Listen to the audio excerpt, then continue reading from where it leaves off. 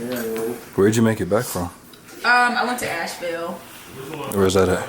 North Carolina. Pregnant, bro. You got a kid on the way, boy. I'm telling you, boy, you cooking like a man with a...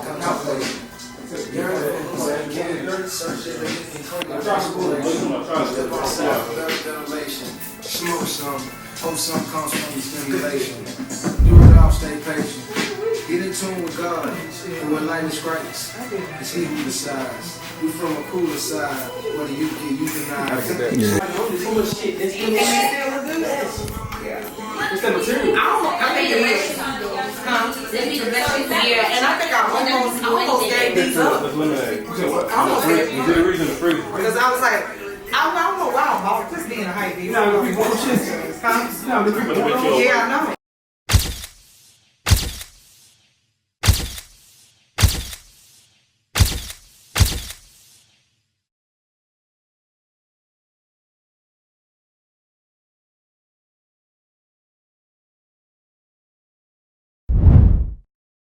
Hey, Nigel.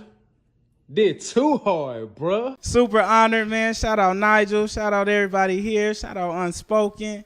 We in the A. Shout out to my boy G. That's what we drinking on, G Doritos. Make sure y'all get y'all some G Doritos, man. Hit my boy up. For real. All right, y'all. Welcome back to another episode of Unspoken Atlanta. I'm your host, Nigel Armani. I'm your girl, Snook J. It's the kid, Bill Max. And today, man, we bringing in big energy, man. Hello. Mikayla, how you doing? Big energy. The biggest. The biggest. How you doing? Man, I'm blessed. Howdy, favor. How you? I'm good, man. Everybody good. I'm blessed. I'm happy to be here. Happy to hang out with y'all. Another Sunday. How your week been going? Temp check. Man, can I open us up with a prayer though? Sure. You know that's funny? I was gonna ask you to do that. Let me tell you, we just lost somebody very significant in the physical. Yes. But in the spirit, I just feel like even for me driving over here, man, I'm like, we got to dedicate this joint to him. Because one thing about it is my boy Dave, that man knew how big this energy was. He always, it's rare that you meet people who encounter your life and want very little and give a whole lot. You know, spiritually, resource-wise, you know, financially, like, he was just very significant. So I'd like to open up in prayer about that, if y'all don't mind. So to anyone who was affected by the loss of his physicality, man, I'm praying that we all continue to venture on with the seeds that he's planted. I pray that everyone who feels like they're in mourning finds the resources and help for them to be able to get through this next season with his absence. I pray that we're all able to come together and bond over this, you know, and make everything that we are doing in the future bigger and even better, man. And man, let's just continue to honor his name and Dave for sure, man. That's Big Dave, and I'm very grateful to have experienced him in this lifetime. So, for sure, amen. For sure. How y'all doing this week? I'm gonna just pick it back off that. Well, veggie back off that because I don't eat pork, but. Yeah, what she said, man. You know, usually I have my whole week be a 10, but it you know, with the news of Dave, you know, it took me down a few notches. So I done had a heavy heart for the past 2 days. Heavy heart, and my heart ain't been as heavy in so long. But that was like one of the realest niggas, the most solid motherfuckers I ever met in my life. And like she said, he only wanted to help people. Like he ain't asked for nothing from nobody at all. Like. But he helped so much that you wanted to give to him. Like, bro, what do you need?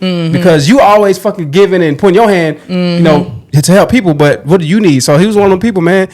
And it's so funny because, like, now that he's gone, like, people been hitting me up like, yo, I just want to pay my respects, man. Dave spoke so highly about you. At least 5 people have hit me up and said that he spoke highly about you, man. I need to get with you. And people don't even know from a can of paint. And it just speaks volumes of his character because, you know, the real shit is how people speak about you when you're not in the room. Come on now. And I'm starting to see that how he spoke about me when I wasn't in the fucking room. Can I tell you, when I got on the podcast, I y'all remembered, he spoke my name into the room. He said, yo, it's time for me to you know, get in big energy. Like, it's time for us to have big energy. And like, me as a mom coming up off of postpartum, man, that was powerful for me because a lot of times when you're going through postpartum, and that's to all my mothers, like, you feel like you've been forgotten or you've been left out. But he's the type of person, y'all, even if we weren't speaking on the phone or texting, every day he's sending me something positive.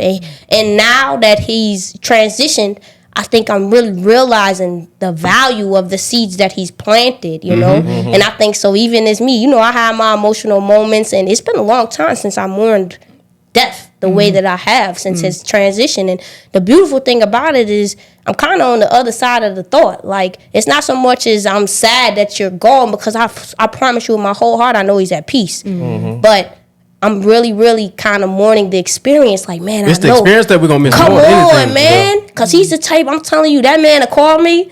Yo, I could be having the worst day. Buddy would be like, man, Kayla, this big. It's big. Everything big, man. Everything He's big. like, man, you can't go little on these folk, man. You too big for that. He telling me my videos. Yo, I'm looking forward to that.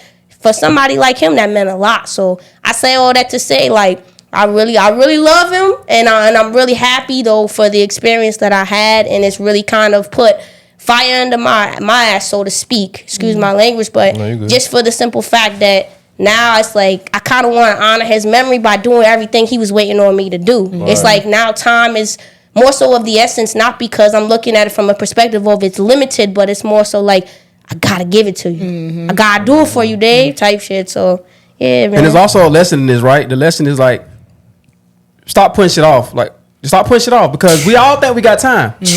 No matter what it is. No matter if it's like you calling somebody to reconcile or apologize, or maybe like some shit you been wanting to do for a long time, you just keep putting off. Stop putting that shit off, because the gym, might I say? You know where I'm at. Hello. You know how to find me. Hello, I'm coming to find you this week. But basically, yeah, like everybody think they have time. Yeah. We don't have time. Yeah. Tomorrow I can be gone. Anybody can be gone tomorrow. Yeah. We don't fucking know, because who the fuck thought Big Dave was gonna be gone? Man, not me in a million years. When I got the call, I promise you, it's in disbelief. Pure disbelief. I still don't think this shit real. Like, Man, I'm like, what? I keep looking at my Instagram, waiting on a DM notification to come through with a video or something. I be looking, I'm like, dang, man. But one thing I can say is, to his children, to anybody who was able to encounter him and will continue on his legacy in the future, man, I look forward to seeing how those seeds are watered in the future, because I know now as an adult seeing that, I can only imagine the substance that he had with his children, man. So can we get a moment of silence for Big Dave? Absolutely. Oh, definitely can. That. Long live Dave. Man, long live. Long live. Forever and ever. Yeah. Big shit, man. Big shit. Well, how you been doing, Ashley? How you I've been pretty going? good. You know, decent week. I had spring break off this week. Kids was in school, well, out of school. So I had a full week to myself. I didn't really do too much. I'm still trying to get in the loop of planning trips with these weeks off, but it's just not gathering. So we might reconvene next school year. But yeah, just a decent week to be able to kind of get some shit done. You know, that I've been kind of putting off. Been trying to get these taxes and shit done for the fucking deadline. You doing them yourself? No, I just have to do my expense sheet. Oh. And that's just a lot. It's very tedious work. So I've been working on that all damn week. And then y'all know my car got messed up a couple weeks ago, so I had to go get a Reno. What happened? When we went out one night, somebody backed into the front of my damn car. Yeah. Oh, shit. So, you know, living in Atlanta. Small setback for a big comeback. You know how that I go. guess, yeah. So, yeah, it's been a decent week. You know, just, I'm kind of dreading to go back tomorrow, but, you know, we'll pick up and just try to run strong for the rest of this school year and be ready for the summer break.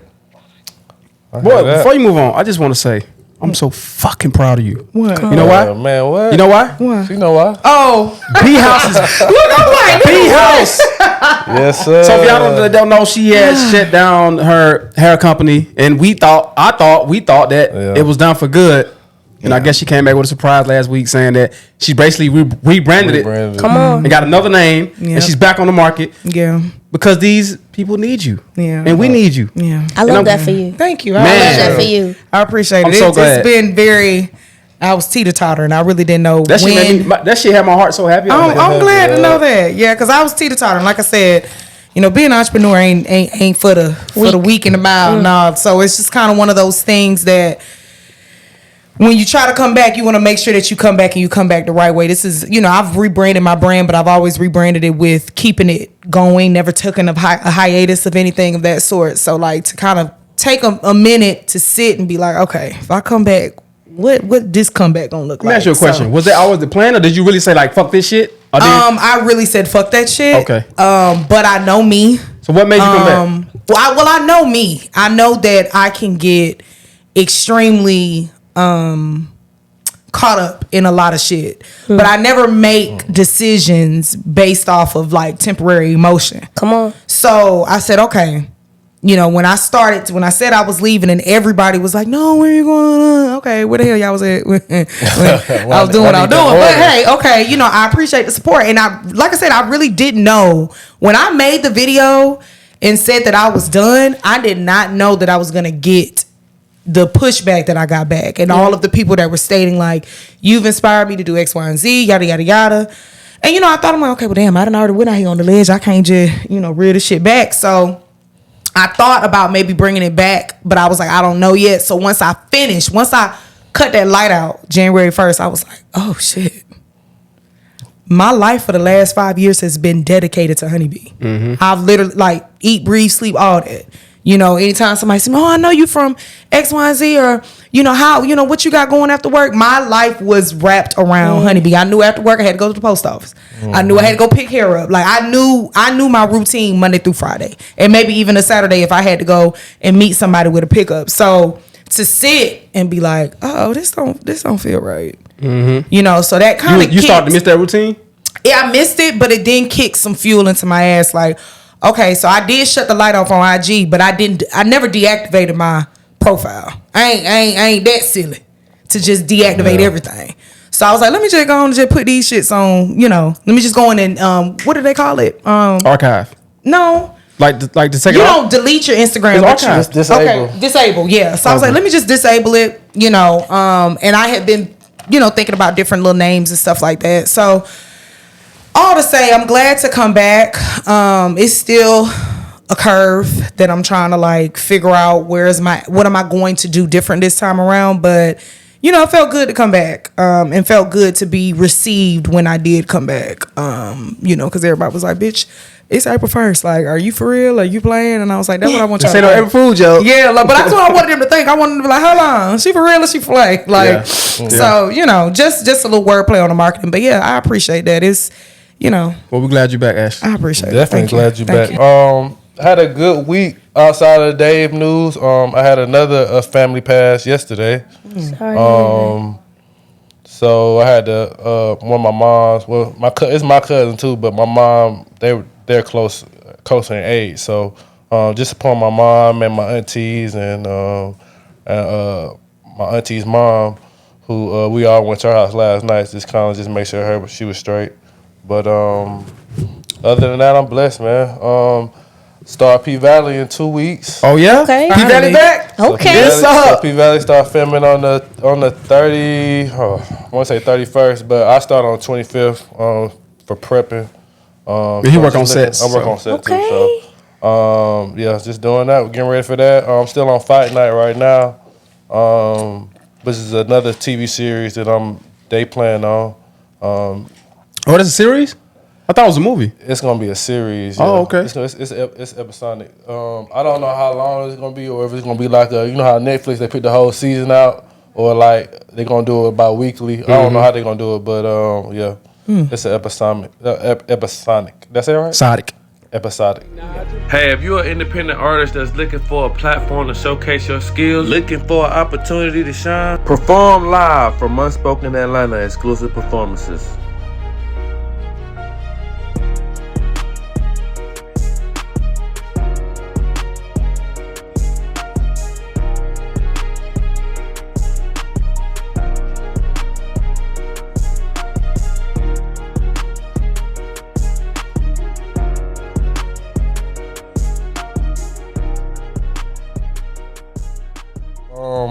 We're gonna do an entrepreneurship highlight. We're gonna highlight Miss Big Energy over here. job. Big Energy. Hello, So with your business, you can just tell us how what all you got going on as far as your merch, everything. What made you start it? Your vision behind it, and what you got going on right now. Big Energy is just love. Like it started off kind of going the positivity route, but I feel like positivity it's an uphill battle, but also too is very bland when it comes to what I'm trying to express. Nothing against it. Like big energy is love, like, and love is you have your downs and you have your ups, and so my whole mantra is just keeping it real. Like, we all go through stuff. I've been through dark days, and it's really kind of just in those moments remembering that there is a light at the end of the tunnel, even in the midst of being in the dark places of the tunnel. And so my whole brand is so centered around just keeping your energy big, because energy is currency. It's everything, you know. It keeps you going. And I think too, like, with me being in the midst of dealing with postpartum and everything like that, where my brand is at now is I don't even call it a comeback no more. We coming better. Like, I'm taking the new experiences that I've had, the new perspective that I have, and I'm kind of launching it on God's time. I'm not so much as to press myself. I'm giving myself grace, but I'm also moving with the intentionality of understanding that it's people who are just waiting for me to come out. So lately, I've been back on my square. Big ups to Dave for that too. Just getting back in that mode, doing my videos, doing my prayers. Like, when I do my prayers, y'all, I've never been a girl get on Instagram and just be like, boom, I'm doing this for the content. I ain't doing it for the content. I'm doing it for the people. So I got to be real. It's got to be authentic. When I say prayers, it's 9 times out of 10. It's something I done prayed for somebody who's reached out to me and told me they was going through something, or it's something that I'm proactively talking to about myself. So brand-wise, the brand is big. The brand is big. The impact is going to be substantial. 2025, I'm looking forward to laying the foundation here this year, and 2025 going at it. I've been seeing the way that people have been responding, the way people just kind of been waiting. They've been on my neck. But I love the platform because they understand the intentionality of how real I want it to be. So even when people are looking for me, they know that I'm never far away. You know, I just might be out of sight, but I'm never out of mind, you know. So, you know, that's kind of where we've been at. Hello. What year did you start it?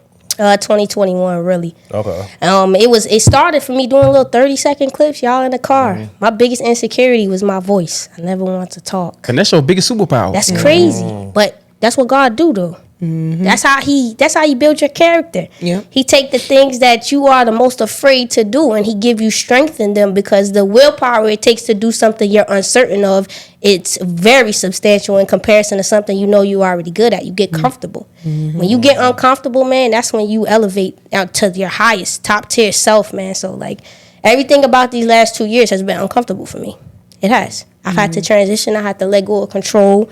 I had to really take heed to the fact that, you know, there's something at the end of the tunnel, but I'm in a dark place right now. I'm not 100% sure what that's going to look like, but trust.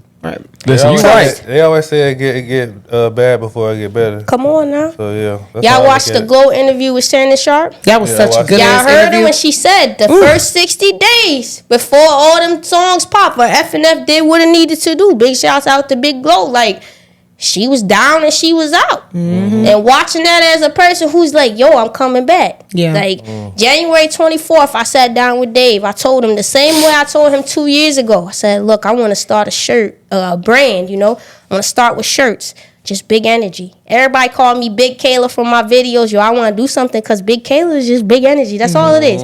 When people say that, I know I'm an attractive woman. No, in all humility. But like, I love the one thing that I love about people, is the fact that they see the fact that it's love in everything I'm saying and everything I'm doing, you know? Like, I love that for the brand, man, because we need people like that, especially with men. Like, my whole mantra with the Big Energy Room when I did that interview with Mozzie was like, I want to talk to the men who can't really have a conversation, because it's either looked at as too weak, or it's like, you haven't really had the room for you to express yourself. You know what I mean? I think as a culture, like, especially in, you know, us as minorities, man, like, that's what we was attacked first, is our men. So I think the biggest thing to get it back to where it need to be that healing. A lot of us have a negative connotation when it comes to going to therapy. So my whole thing with the Big Energy Room was, this is just a safe place. You know what I mean? We're going to have conversations. I don't care where you come from, what you done did, how many bodies you done caught, how many sentences you done served. Like, when you come over here, like, it's all love. That's it. That's all. Facts. Big facts. I heard I that. don't know. You made me want to snap. Period. Can I ask you to a question, too? I'm listening to y'all talk about, you know, not to even keep it on that, but it was an impactful thing this week, and I felt like, as your sister in love, like, how are y'all dealing with y'all grief? Really though. Like, I know it's easy to say, like, we're going to keep going because we're always going to do that. Mm-hmm. But as men, I feel like y'all are underserved in your emotional state. So I want to tell you from me to you, and I'm sure sis feel the same way, like, anything y'all need, know that y'all are supported. Mm-hmm. And number one, you're heard. So if you have a rough day, don't never feel like you have to deal or conquer that in isolation. And that's from me to you from the bottom of my heart. Like, y'all need anything?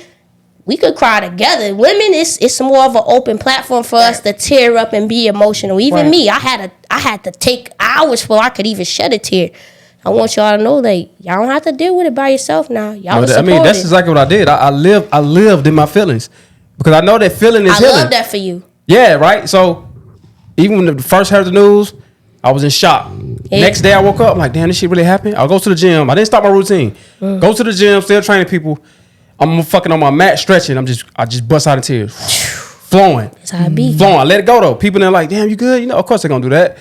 Crying, I got that out. About 5 hours later through the day, cried again. So basically that day, the day after it happened, I cried like 3 times. Got it all out. Yesterday, cried one more time. Yeah. And now today I just feel light. I feel a weight lifted. I let it go. I know that death is inevitable. Yeah. I know it's gonna happen, right? Yeah. And I hate it happened. But it's gonna happen to all of us, no matter what. Facts. But I just lived in my feelings and let whatever happen, happen. Yeah. Let that shit flow, get it out. It happened. Okay, we gotta keep going. We're doing this shit for Big Dave. Let's go. Come on now. I think the best part is just to kind of like focus on the positives that the positive moments you had with Dave.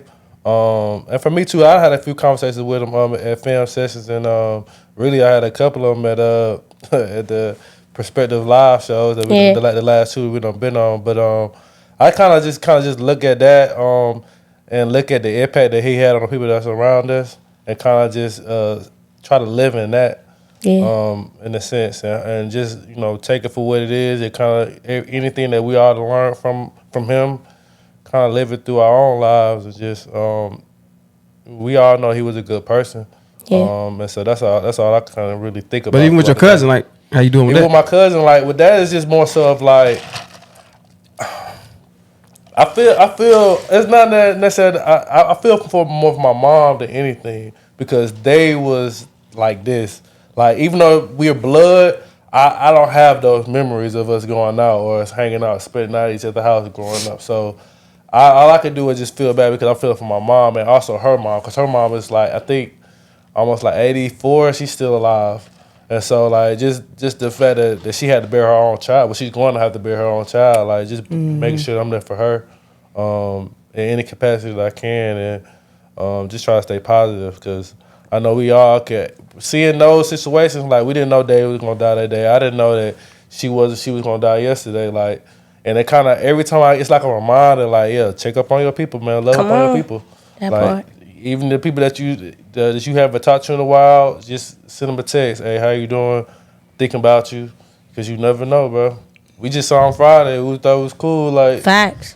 And now it's like, you know what I'm saying? Can't even really say goodbye. Like the proper goodbye. So it's like I know how that feeling go, and just try to stay, positive and keep your head up. So yeah, that's how I view death in overall.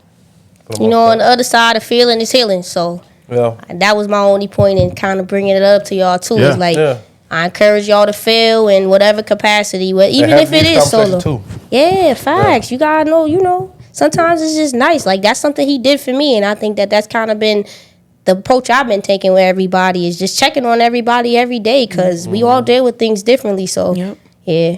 I'm just happy to see that y'all are feeling through it, and that y'all are kind of, processing it, because, I mean, that's the key. That's the key to healing, man, is just acknowledging it. So that's dope. Yeah, one thing I've never been afraid to do is feel. I like that. Never. That's fire, though. For real.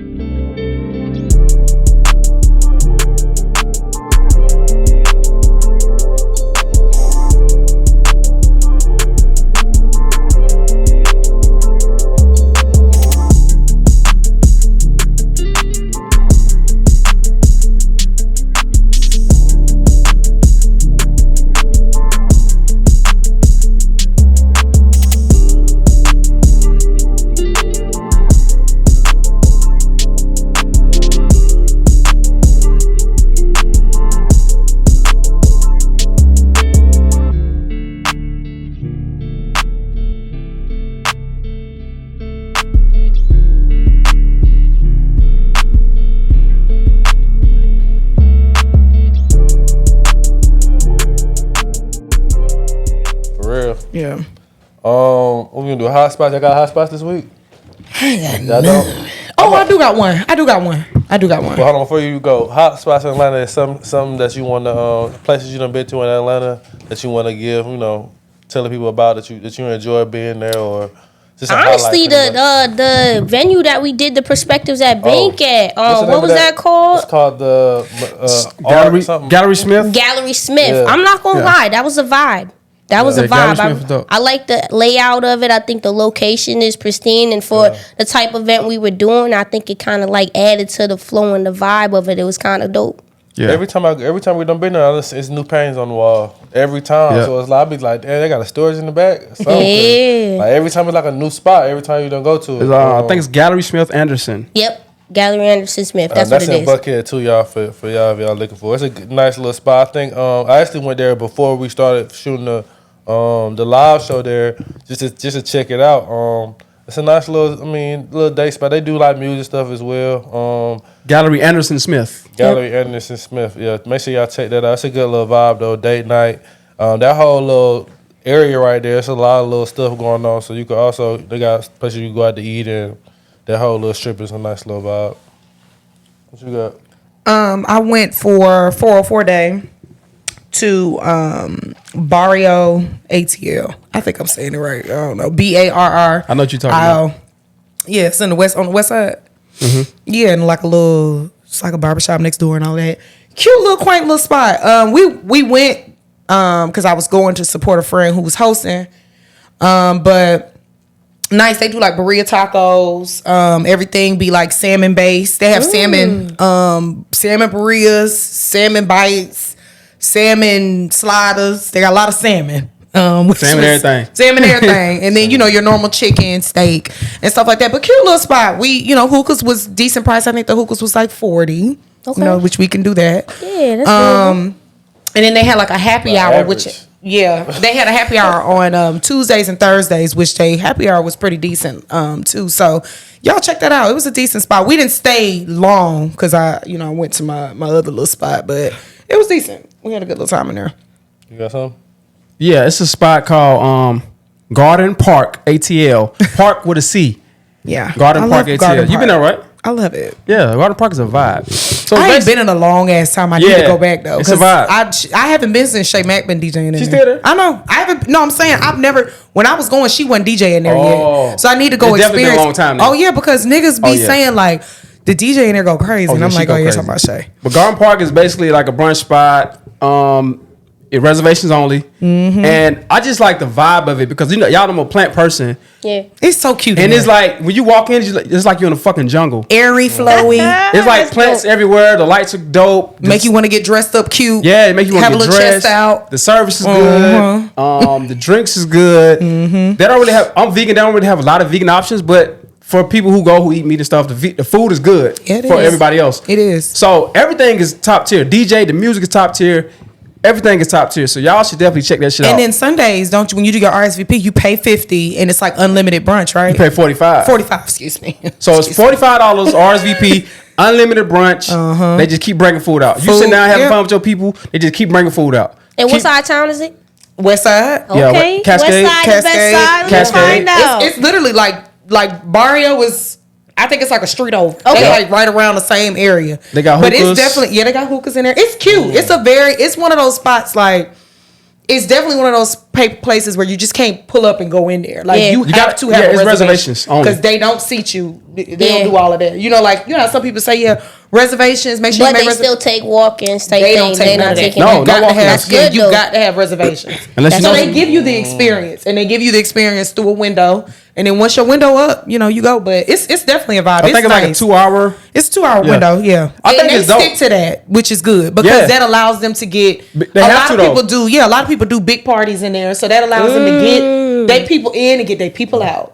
And it ain't one of those type of venues that you go in and the DJ, if you come in at 12, the DJ is playing at 12. Yeah. You're not coming in there and waiting until 1 o'clock for the DJ to show up. They got the vibes already curated. What's the vibe of the music like for the DJ? Brunch, like you know. Is it giving R&B? Because I'm an R&B. everything. Oh yeah, they give it. See, I'm So listen, I'm shout out to my R&B best friend Shay Mack. She's a DJ. Oh, period. So my best friend Shay Mack, she's the DJ for the brunch, the brunch shit at Darden Park, which is Saturday and Sunday. Yeah. And she bringing everything R&B, Ooh, okay. 90s, motherfucking new shit. Like she just all So over. they Monday to Sunday? No, it's the weekend really, like Friday. Yeah, okay. Friday through Sunday. No, Thursday through Sunday. Thursday. But I was about to say, I've been there on a Thursday. Yeah, it's Thursday through Sunday. Because they do a late night brunch on Thursdays. They still do that. Yep.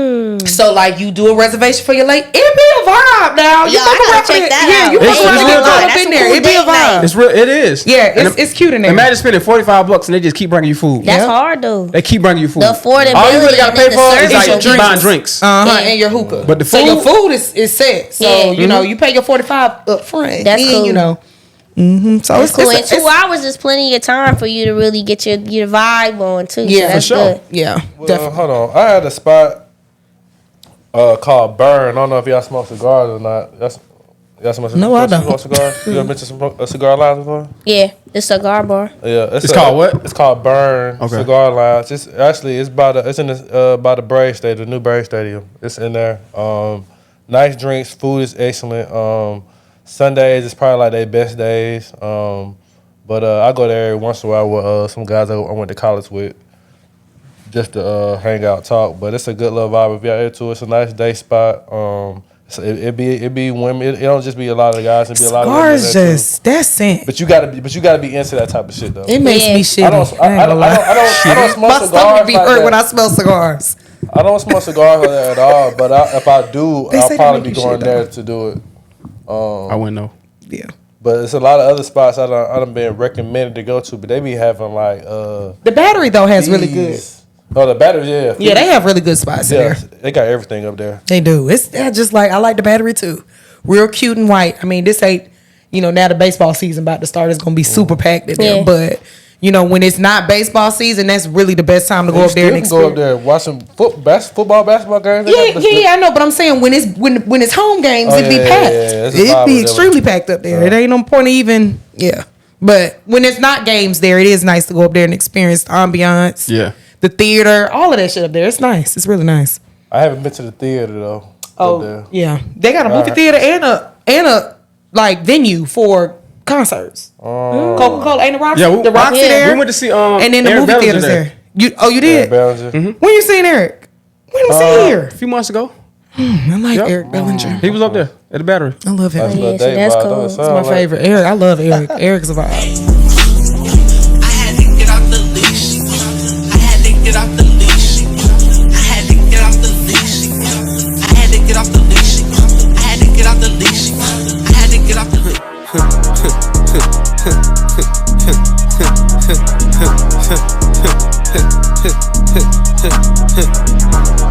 He got dipped by the gangsta, he pay his time. I been rolling, I eat my eyes wide. So I don't know if y'all heard, but it's a new Centennial Yard by the. We started here on the southern end of the site. This is the old Norfolk Southern building. He filed permits to begin construction on phase 2 of a 50-acre development project, which will encompass over 500,000 square feet of retail, restaurant, and hotel space. So this is the next big phase, which is the heart of the entertainment district. It's 8 acres, 500,000 square feet of sports-adjacent entertainment, food and beverage, music venues. And our goal is to have it delivered by World Cup. Yeah, it's gonna look like Atlantic Station, but it's gonna be by the Where by? Falcons. Where? By the Mercedes-Benz Stadium. It's called like are we it's saying like, over? It's like right by, like in between underground and Oh boy, they really Underground and, gentrifying this bitch up, ain't it? and Mercedes-Benz Stadium. Hold on now, y'all. Hold on. It's a whole, I'm gonna show you Hold a your picture. horses. I don't know if you saw it though. I screenshotted it though. Well, they already got, so people that know, they already got a brand new hotel. We talked about that called Signia Hotel that's connected to the Braves. I mean to the Falcon Stadium. But now they finna build like a whole little like entertainment. Well, it looks like it's in the same area as the Signia. Yeah, it looks like it's gonna be like Atlantic Station, but by the It is.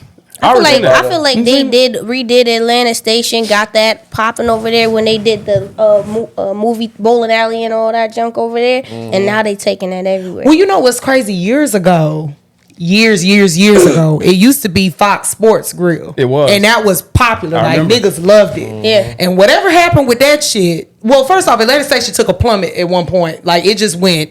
I feel like dead. COVID. Yeah, like all their little steakhouse that they had there, that went. What was the name of that? I seen it. What was the name of that steakhouse that was there too? I can't remember. It was popular. On the end, it was like it's where Hobnob is now. I don't know about that one. It was right across the street from the theater. But anyway, that spot that you talking about on the corner been there. The Yard House. Yeah, Yard House been there. But Fox. That was, and then they moved Fox, and something else went there that was like entertainment based, and it didn't stay long. But is it Bolaroy, whatever the hell, Bolaroy? Yeah. Bolaroy is a vibe, and people like going in there. But I wish they would put kids in there though. It like do. college kids, you got will it be a lot of? I'm glad. But they at took a certain time though, they make it to where it's only them young kids. Yeah, I'm glad they got them young kids out of there. That up though. Yeah, so that'd be kind of cool. I want them to get more retail in there though. We need a Zara down there. Yeah. It need a standalone Zara. Yes. Zara would be amazing. Something about it. Zara. Or I don't think they're gonna do that because it's HMI there.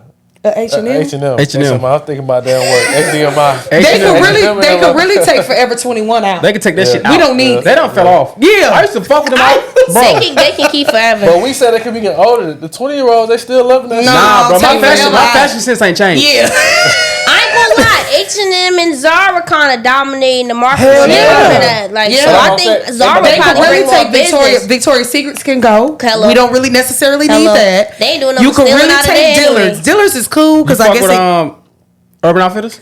they need an Urban.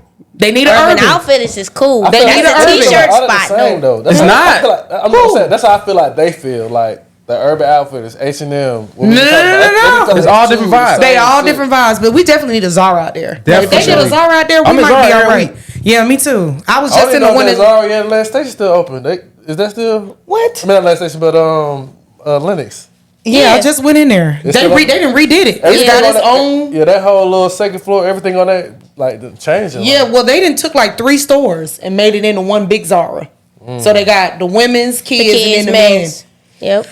But I've just also kind of got. I mean, it really don't make no difference to me no more anyway because I've gotten out of shopping in the stores. I don't really even shop in the stores online is because definitely I'm just all online. Like I went in a Zara yesterday and my mom was like, "You don't see nothing in there." I'm like, not really." Honestly, a lot of us, I feel like, got deferred to online when they were losing the shipments and everything. All that stuff was sparse during COVID. The pandemic, so now we still in the pandemic low key because when it comes to customer service, boy, they quick to tell you they ain't got it in store.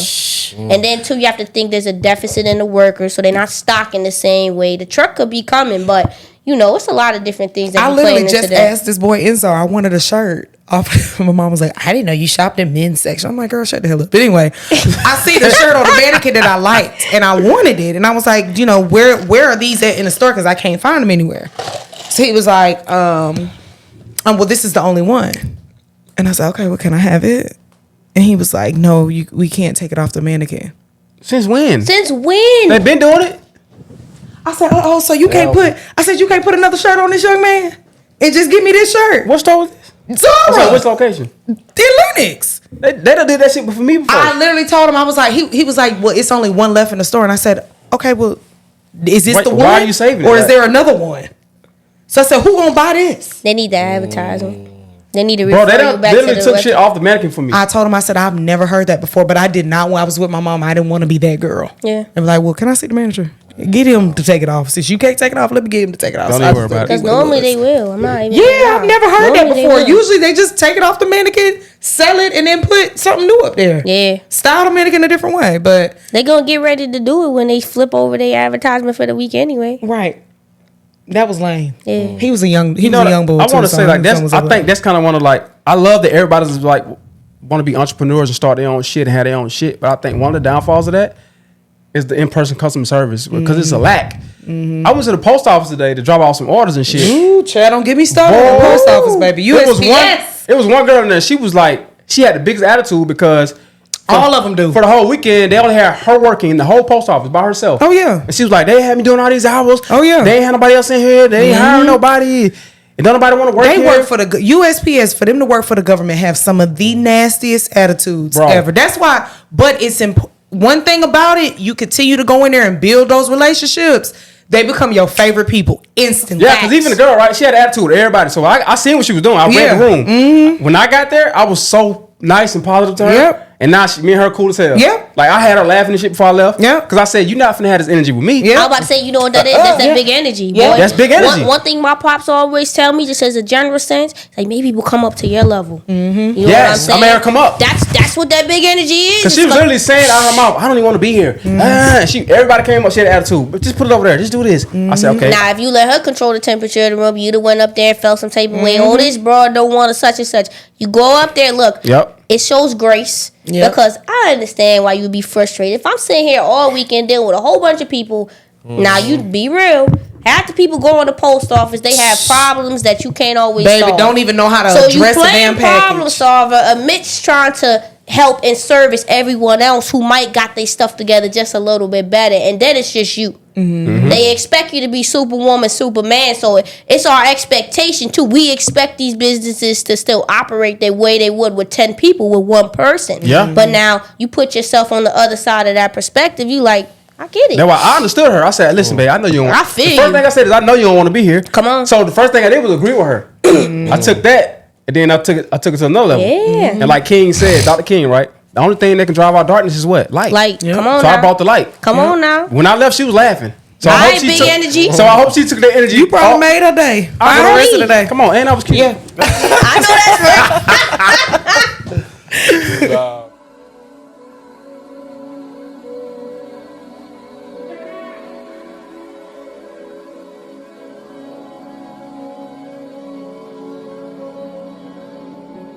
It ain't the time for you to walk if I won't let go.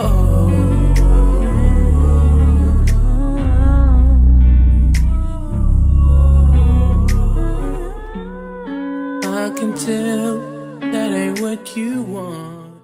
Facts. All right, y'all. There's a couple of things been going on in the news. This is our first experience in a couple of weeks, so we kind of skipped over a lot of things that have been going on in the world. But I don't want to really go depth into the Diddy situation, but I do want to ask y'all thoughts on them replacing the phrase "pause" with "No Diddy." See, I ain't think they replaced pause with No Diddy. I'm thinking they replaced no homo with No Diddy. Nah, that's how I look at it.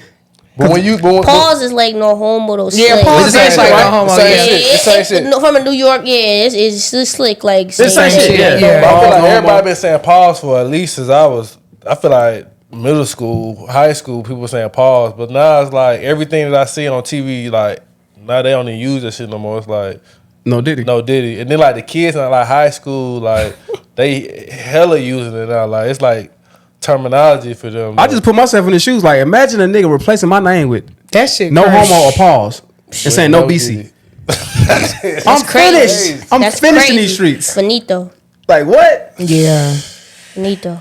I don't know, man. I feel for Diddy. I hate it. I mean, I don't hate it, but I hate it because it's just like, I just wonder what else is about to come from all of what's this nigga outside like ain't nothing going on. He riding bikes and shit. Him yeah, and he Stevie don't J. want y'all to know he's phased, but this. That what it is? Yeah, man. It's This a pump nigga, fake. look, I'm telling you, he's a Scorpio. I know him very well. He's a day before me. He definitely thinking about shit at night. Like, nigga, you're ruined. If they that's the facade Yeah. though people put on. You know they gotta keep up with the unbothered to make it look like. But we already done seen him. We done already seen him in the fold when as soon as they raided the damn house. We seen the nigga outside of Miami pacing. He looking like, what the fuck am I about to do next? But I do feel like there's, where there's smoke, there's fire. So I feel like there's about to be some more shit that's gonna be gradually dropping throughout the year about Diddy, and niggas are gonna start to look at him. And I feel like with him, I feel like Diddy is gonna be the nigga that ain't just gonna go down dolo. He bringing, he bringing other folks. I don't think he bringing them. I just feel. No, he's pulling them. No, I don't feel like he gonna pull. I feel like the information they find from them cameras is they gonna. I was just about to say this man been building the case. Yeah, they saying Jay-Z's next. Yeah. But that's the only thing I don't like about it, though. To be honest, as a person who is like I told you, the whole goal rebuilding our black men, like. That's the part for me. I hate to see some of the most substantial, influential people in our culture fall victim to the habits of shit that we know we shouldn't have no business doing. And then too, like, and this is like, did you not think? Come on now, but you know what? That's the setup though. We gotta be real. I know you say you don't want to go too deep, but like, we gotta be real. That's the setup though. We put you in a room with people who, at the end of the day, they not the same as you. You not the same as us, but we gonna kick it like you are. Absolutely. And at the end of the day, man, you come up against what it is we got going on. Once you realize the real, we gonna forever be real. That man didn't have all that going on until he started suing them liquor companies. Right. You pissed off the wrong people. Them lawyers are Cassie's lawyers as well. Yeah. So when he tried to sue Deleon, they was like, "Oh yeah, hold on, let's run it over here. Go on and sue him." Come on now. And you see, she's kind of quiet, but they said now she's talking to allegedly. Yeah, but that's crazy though, because I don't know what she can really say to the feds. But she can say whatever she want to, but in order to get that $30 million or whatever she got, she had to sign another NDA saying that she can't like do no tell-all books. She can't really. Oh, is that what they said? That was a part of the agreement. We don't know what was all in it, but she did sign an NDA about something she couldn't do. So it's like I don't know how that affects like talking to the feds, because that like disregards everything you just signed. You know what I'm saying? And then on top of that, I feel like it's a reason. I'm not 100% sure that he gonna go to jail though, because if you incriminate him, it's like I feel like all our black pioneers is gonna go to jail too. So I feel like in order to keep them out of jail, you gonna have to let this is how Cat started. He told everybody. Cat is Cat. He said it though. Yeah, like this is now like coming down from so many other layers, because it's just like they said politicians. When you subject yourself to certain shit. Yeah. This is what puts you in rooms and levels that most niggas could never imagine. And Kat said, I wasn't finna do that. I was not about to subject myself. So now it makes you look at all of these powerful black men and be like, okay, what the hell did you do? But it ain't even, it's not just men, it's women too. Like, I'm saying, like, it's people that wait. Let me tell you what's been going virally last couple of days after they've been talking about Diddy. You know, for a long time, Raspy used to talk about Chris Stokes and them used to mess with him. Yeah, raped him or whatever, right? Molested him.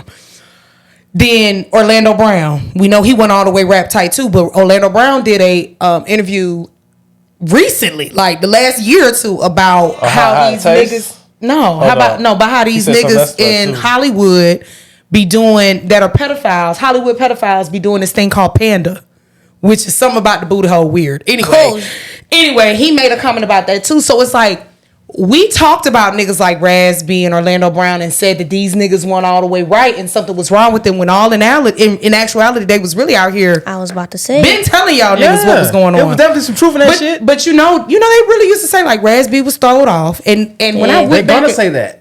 And I hate that. You know, they're gonna. I hate that. They don't know that he's stalled off because of X, Y, and Z. Yeah, and I hate that because when you look at the what was it behind the Nickelodeon thing? Yeah, that's crazy too. That shit fuck up my whole childhood. Like, everybody that I done watched growing up, they've been playing with. Well, they ain't fuck with Keenan and Kel, then it makes me question, okay, what the fuck was y'all doing with Keenan and Kel? What was going on with them? They ain't do shit. I don't know. Kel did an interview. Kel didn't know him. But the nigga from Hardball, they ain't play with him, but they was like no. His mama was active. Yeah. They was. That's what they were saying. Like being that my mom was present. Yeah. She was a mom that wasn't to let none of that shit go over. But no, what's the big one name? Is it Keenan? Keenan's the big one.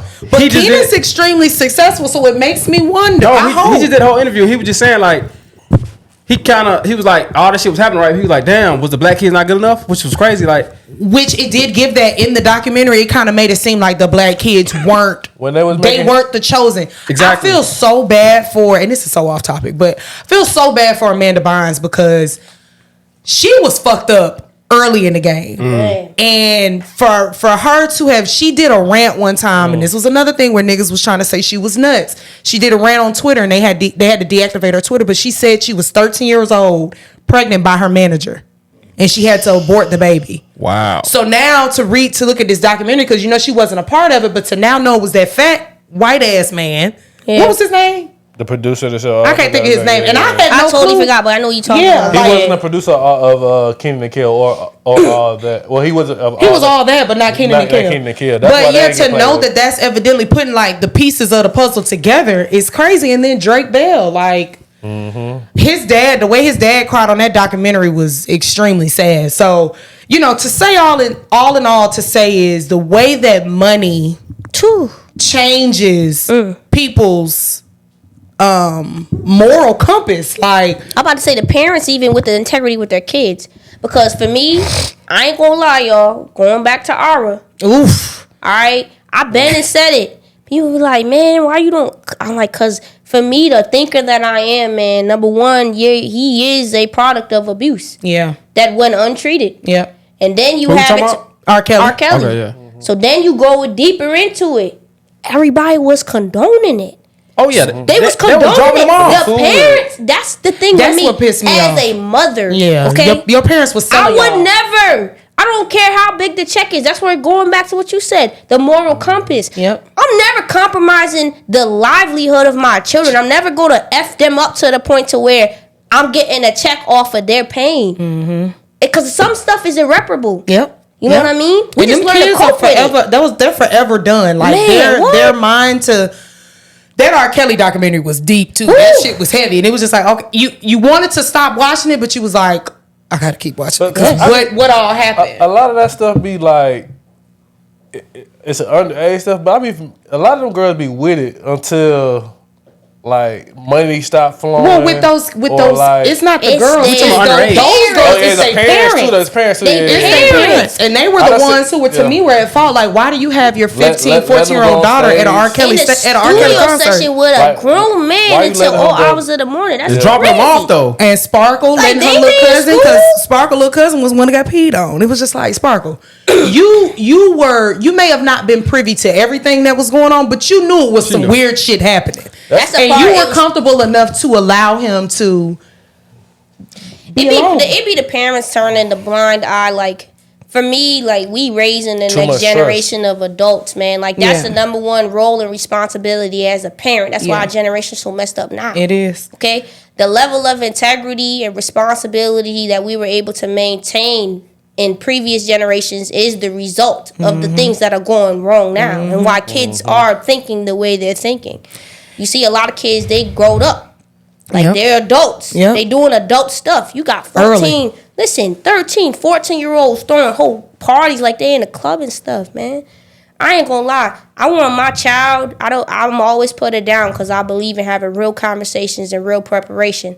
But one thing I will say is I'm not going to overly involve her in the semantics of adulthood until she's an adult. Yeah. You know what I'm saying? I'm going to let her grow gradually. I feel like as parents, the generation started to kind of rush that process, man. And then, like, when I think about it, it's not no way in hell I'm bringing my kid. I don't care what record deal, what paperwork is on the table. And that's what you see. Not without me being there, at least they leaving them by themselves. That's what killed me. And that's They what let I'm them go saying. Like, that's backstage what by you see themselves. with, Man, not backstage. You're talking about in a private studio session. Oh, yeah. with celebrity kids and even childhood stars. They grow up extremely too fast. That 16-year-old like Christian on the- Combs. They were saying Christian was doing cocaine at 16. That's crazy. No reason. I mean, granted, now when I was in high school, them white folks they were doing that shit. But that was a drug that you would say, okay, they white, they got money, they see their parents do it type shit, some snowfall shit. You know what I mean? They're facts. But for Christian, they were saying Christian he was doing like he was grown before he was grown.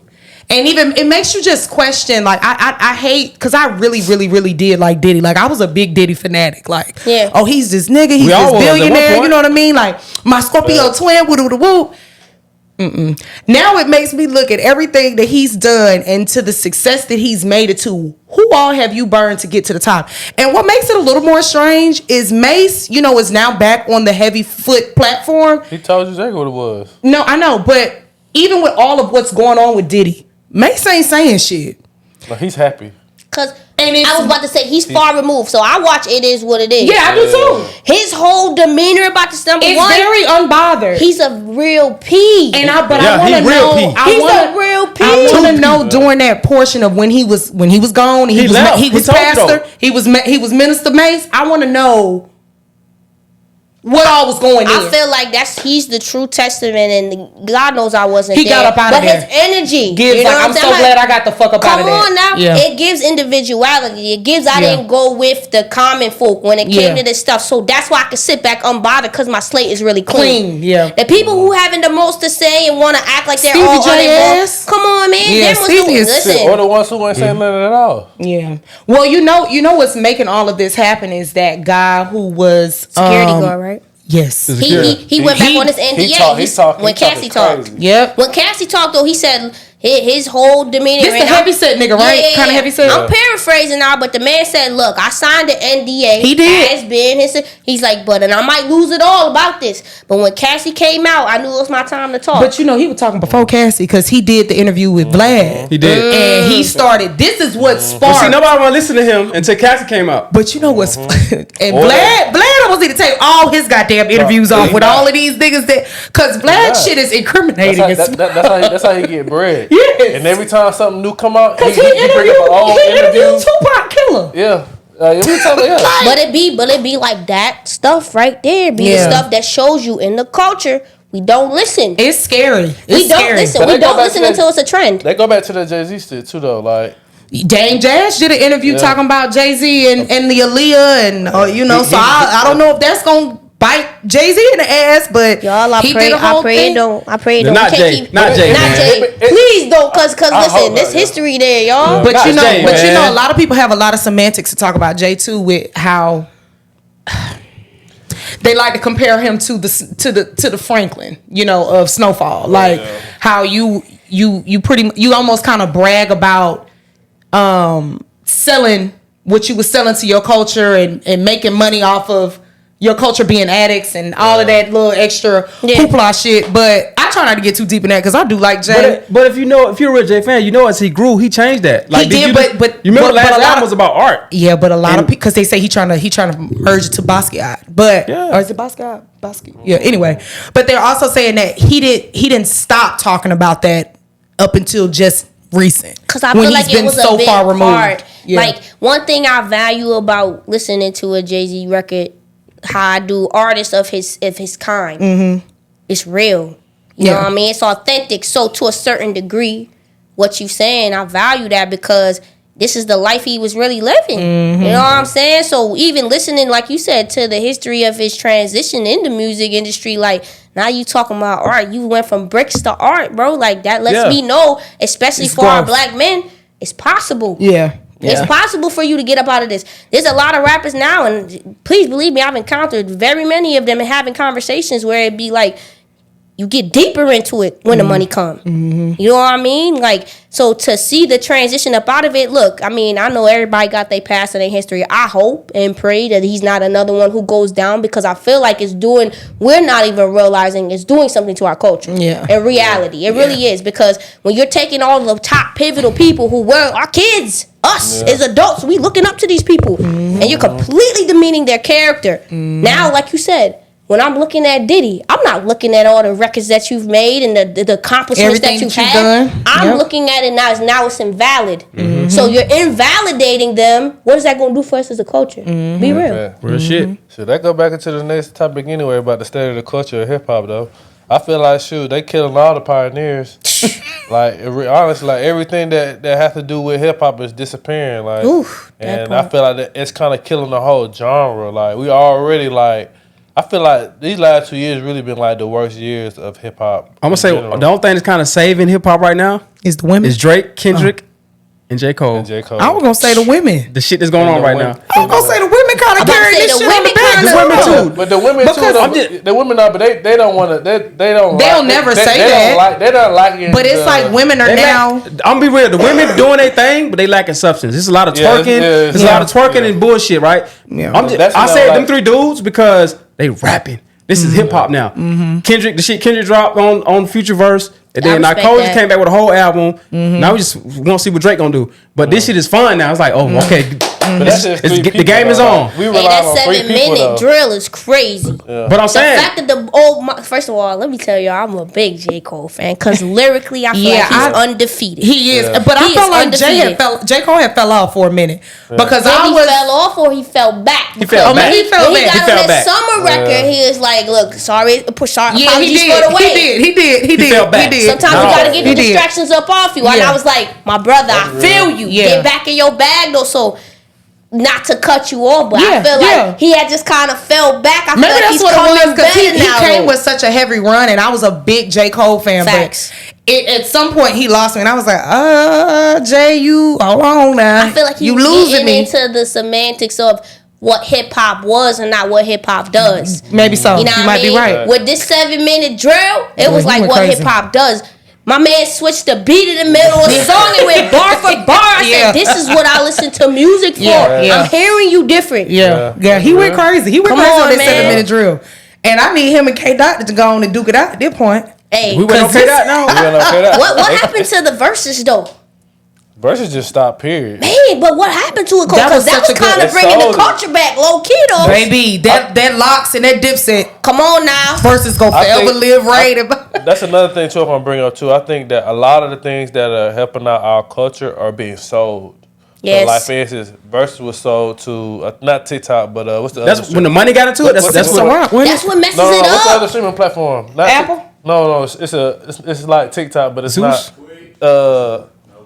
What's Versus bought by? I thought it was bought by Apple. So basically, that was bought by another company. They got bought out. See what happened when money get into the shit? Like, Yeah, because they were doing it for fun, and it was never. The It beauty was of us all was it was idea. was live shit. One celebrity went live, the other celebrity went live. You weren't in this big ass platform to where you all had to come together. The most niggerous one was Gucci and Jeezy. hell no. I love that shit. No, that was I love fire. that one.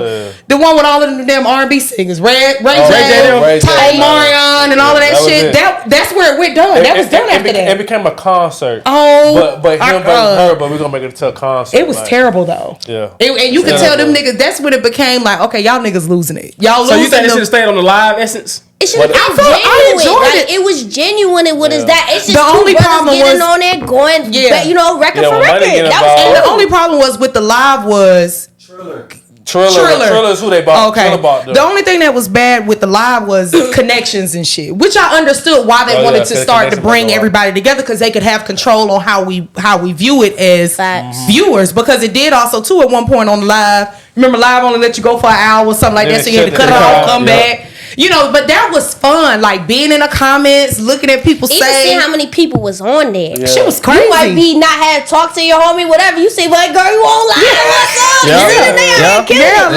like That was something for the culture, though. That was a good time. I mean, I do think that the state of culture for hip hop has diminished a bit. Another one too. When QC got bought out by Interscope, well, the dude that I forgot the white. They dude. sold it. Yep. They sold it to some they white did? people. They sold QC, yeah. I ain't know that. We be So selling our soul, man. But That's that's what the selling whole our South soul right is, there. man. We be selling the creative rights of nature. That's why I have so much respect for independent artists, man. Because you really do lose a lot from a monetary standpoint. Yeah. But from the investment standpoint, it is such a long-term decision. Yeah. For you to just continue You to to be able to support bet on yourself.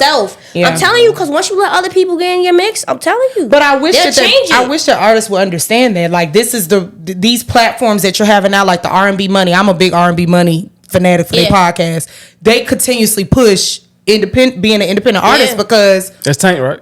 Tank and Jay Valentine, the way that they rape you of your rights. It's you like, know what it is? It's really maintaining your power. Yep. When you maintain your power that way. When And you you should start to see get it. in business and bed with people who don't really have your best interest at heart, it's literally a numbers game. And I think contractually, if us as a culture, we got more prominent, like for instance, going back to the No Diddy, somebody trademarked that, they're gonna get paid. Somebody did already.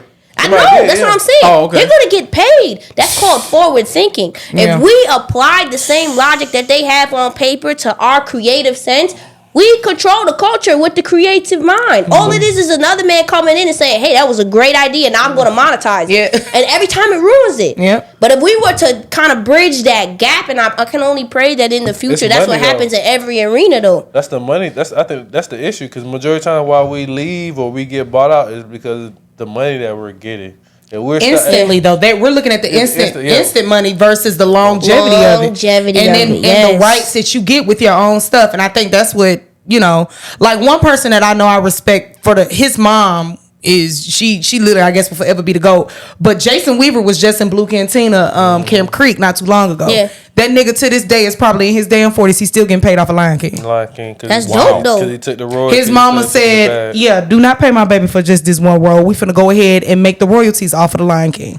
And so that's what in it all is, man. fashions, and who knew that Lion King was gonna go from movie to Broadway to all these different things? He's forever making money for I Can't Wait to Be King, or whatever that little song is. When they tell you, hey, we'll let you do this song for $2 million. Majority of people they taking that $2 million. It's just like a record deal. If you broke and you got a hot song, say we're gonna give you $2 million for a record deal, you're gonna take that. Versus just sitting there like, all right, I'll just take 100,000 and I'll take 3 or 5% equity. Or royalties into whatever. People ain't thinking that because they want that $2 million. They ain't trying to. You know what I'm saying? We suffer from the need to have instant gratification, man. Instead of thinking about the patience, like that's with anything. Like, and Glow talked about that too on man. the interview. You gotta be able to have patience and really stay down. You can't come up without staying down. Bro, I see that the most with the gym stuff, right? Because people come to me every day. Yo, I got 30 days to go to Jamaica. Can I lose 50 pounds? What? Yeah, and it'd be like we really do lack patience. I think that's where some of our most on that same shit. Man, I think that's where some of our most irresponsible decisions stem from. Even me as a person applying that logic to my life, like I noticed like since this last season of like just learning from my last 2 to 3 years, man, and kind of like really maturing about my consistency. I've learned that like patience is the virtue in consistency. You gotta be able to be patient enough with yourself for you to have the space to grow. Like growth doesn't happen instantaneously. And I think when people really sit down and they evaluate and then apply that skill, we would completely change the culture. Because if you think about it, right? Everybody who's taking these deals and selling off these brands and stuff because they want to hurry up and get the check, they stayed down a couple more years, right? They kept the rights to everything that belongs to them creatively. They got to go somewhere because they not coming up with the ideas. Let's be real. They going to come back with a bigger check eventually. That's a fact. My mom self-represented one time in a car case, and she taught me like the gift of patience, okay? They went from offering her $200. My mom didn't have the money for no lawyer, no nothing. She self-represented. She kept telling them no.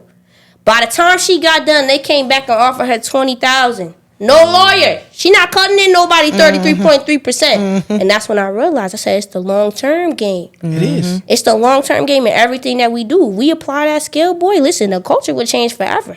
That's why I'm kind of mad at QC. Like I feel like I don't think they realize how big that record. Yeah, that was crazy. I didn't know they sold it. Me either. Versus just selling now. I don't think it was a bad business deal. I'm pretty sure they got a couple $100 million off of that. 300 million. Yeah, so I'm saying. Peace. So no, just for the label. Just for the label. But I mean, that's between two people. The cute. It's him and Coach. Yeah. Coach and P. But I'm saying though, but how influential that whole label, because once they go down, that mean Lil Baby go down. That mean City Girls go down. That mean Migos go down. That mean everything that really meant to the South, to hip hop goes away. Because now you're expecting a person that owns it, that's white, to understand what's going on in the hood. And they don't. But that's always been the issue within hip hop and music culture as a whole. Anyway, they get all these white executives that are supposed to somehow relate to these artists, and they do not. How can you represent a culture and you have never experienced? And those are the ones that get over it. We see the stories. We see all of them. New Edition story. Everybody, Tony Braxton, Mickey Howard, everybody, Whitney Houston. Well, I think Clive. I feel like I don't know, but all Clive knew a little something. Yeah, he did something. I don't know what he did there, but he legendary, so people don't really say too much about him. Everybody that's in the group has been on there. Niggas fuck with Clive. Yeah, they do. Migos gonna be on there. Be on what? What's them shows? Unsung shows. I wouldn't talk about that, but it's pretty much the same shit. Everybody on Unsung got fucked over in the deal. Well, some of the folks was in them drugs too. Either they got fucked up in the deal or they was in drugs. They was in them drugs. Too, so a lot of them are more so on them drugs. Yes. But Unsung is a great documentary. Yes.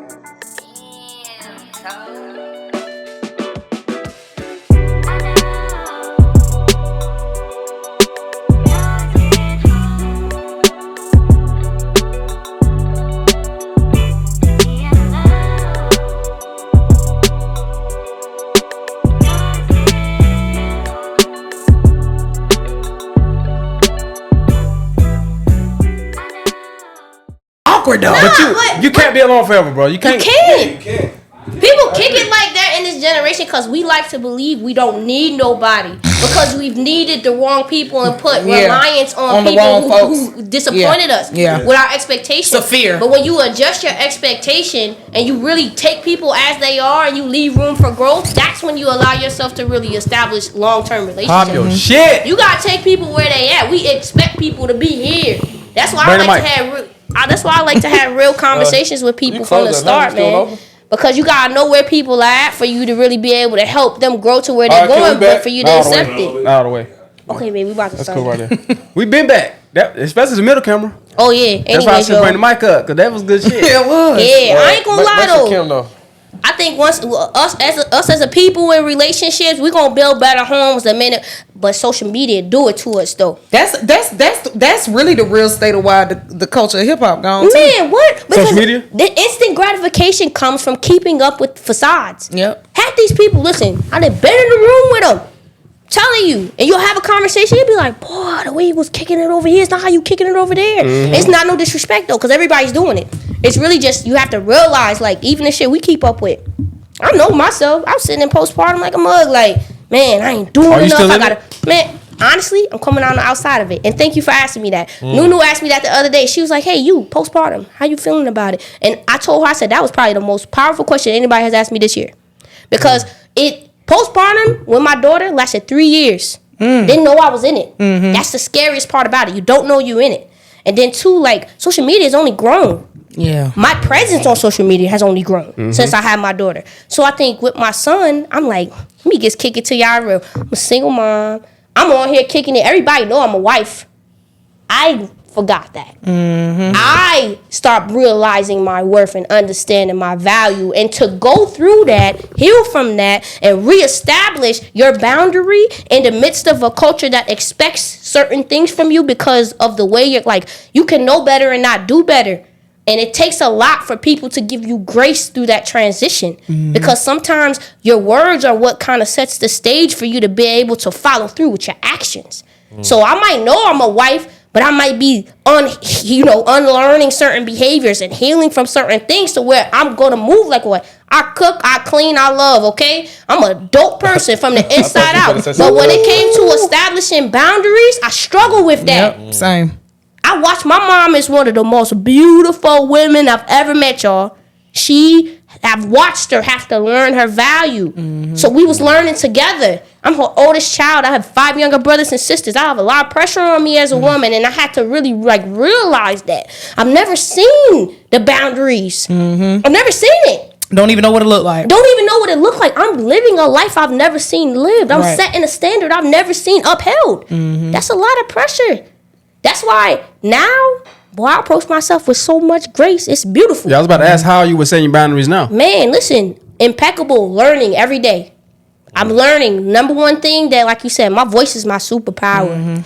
I've dimmed my light in a lot of rooms, and I've learned to accept that sometimes when you have to dim your light, that means you don't belong there. I should be able to walk in any room and be just as big as I am because God is serving a purpose through my light. And now that I'm kind of adjoining myself with that understanding and really living it and making my feet match my words, my boundaries are different.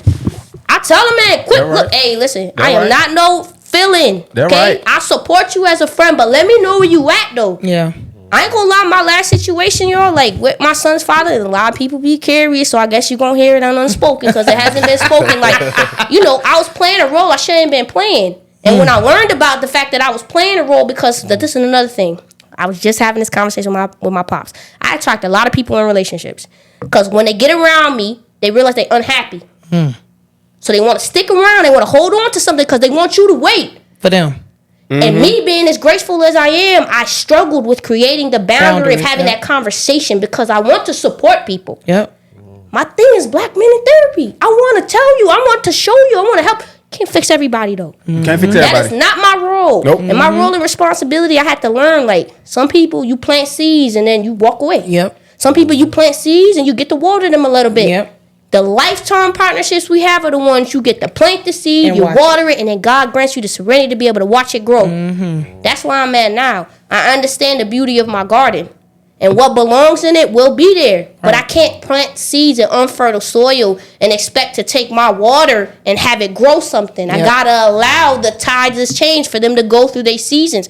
My support doesn't always have to be hands-on. And I had to learn that. I had to accept responsibility. I had to heal. I had to forgive a lot of people. Okay, when I got pregnant, a lot of people gave up on me. I went from, hey, big energy, what's up? What we doing? You know what I'm saying? I'm from it, whether it be outside or just having the connection to something. So it being real small. And I realized it was nothing against nobody. I had to forgive people for that too. You just couldn't support me in that season. They couldn't be nothing but God, because this is big. Right. It's a lot to carry this. I've been carrying a lot of people with this energy. So when that energy started to fall off a little bit, they thought I fell off. I can't fall off. I'm forever trending. I'm forever trending. I'm forever trending. So now that I understand that, and that's not the pop it, it's reality. I understand how it's the pop it too. Listen, pop it. In some of my darkest moments, I made some of my best content. You can't tell me I'm not light. Light will always forever conquer everything that's going on in this world. That's why I walk in the room and the energy shift and it changes. That's why I am big energy. I understand my purpose now. That's what I had to do. That's what I had to do to draw a boundary. I had to understand my purpose. So now every person, friend, family, anything, I evaluate the relationship. What is my purpose here? If you healing, I might be here to heal. And that's okay. But what role and responsibility do I play in your healing? Because I can't allow you to take me off my square. I can't play small in this room. So the minute I feel that light dimming, I'm going to have to respectfully draw that boundary. Hey, when you ready to step back over here, let me know. I'm not stepping in there no more. When you ready to step over here, I can light up your world. We will change together. I'm going to support you. Come on now. Bars. Come on now. Fucking bars. That's what keep it big, though. You real. That's what keep it big, though. I ain't gonna lie. I encourage you all to do the same thing, man. Like, anything you playing small, and I know you say you revamping things. Listen, social media makes you feel like you behind when you ahead. You see every person who we just mentioned previously, they were saying things nobody agreed with, but they came back to it. God's getting ready to finish everything that we start. Yep. Understand that. That's a fact. Live that. That's Love a fact. that. Yeah. What Dave taught me, it's big. Even if it's not big right now, it's going to be big later, and you got to keep going off that. You got to keep striding forward. Sometimes small steps are big steps. Don't never let nobody make you play small. Yeah. That has been my biggest lesson of 2024. This has been my year of clarity. I prayed for it on New Year's Eve. And God has been clear about my intentionality, where it needs to be. I'm with my kids majority of the time. Some of the best times that I have, I watch them grow and I understand my purpose and who I'm doing it for. God had to reground me. Yeah. I look at other conversations. Things that I didn't even know I was doing for people in my darkest moments, man. Things I didn't expect a pat on the back for. And they come to me now, and God's been sending miracle signs and wonders. Keep going. Whatever you doing. That's why I say Davey was a miracle sign and a wonder all in one package. Facts. Something you ain't going to come across too much. Facts. You hear me? The last conversation we had, y'all, I almost didn't go. I was at Highness. I went there to meet my boy. Shout out to DJ Key. Okay, that's my boy. We went there and, you know, I was vibing with him. Hadn't been able to stop there for a little bit. I live in Gwinnett. Going to the city is crazy, okay? So I stopped there for a second. I just realized it wasn't my vibe. You know what I mean? Nothing against the vibe there, because it's a great culture. It just wasn't your vibe. It just wasn't my vibe at the time. But it's because God was making me be intentional about going back with making them the breakfast and Barney's. They was on me too. Oh, that was that night at the panel. Yes, y'all. I didn't even think. Remember, I told y'all, y'all know I'm a dip off queen, baby. I'll tell you, I'm coming in there respectfully. Look, hey, y'all, I ain't gonna make it. But that night, I'm telling you, God was so heavy on my heart. Not to know that was gonna be my last time. But so impactful though. That man sat there, he told me, I put it on my caption. He said, man, Kayla, this shit too big. Stop playing small. Go big on these folks. You big energy, ain't you? I'm like, damn, they right. Get ready to leave. That was that night? Man, what? Hard. Man, we sat next to each other on accident. That's my boy though. That's hard. I'm telling you, he seen something in me that I had trouble. I had to dust the mirror off sometimes. You need people like that in your life. That's why I speak, and I'm going to continue to keep bringing him up, because that's something he did for me. He not even realizing this postpartum shit heavy. You need people like that. People who keep telling you, like, hey, dust the mirror off. Let me hand you the Windex. Let me give you the paper towel. Dust it off. See yourself for who you really are. Him and Big, we walking out, y'all. They like, man, some people got it. Or some people want to have it. Others really got it. You really got it. I see you coming back. You know, I'm posting my video. I'm going outside. Yo, popping my phone up on my trash can, okay? But God telling me, move. Move with me.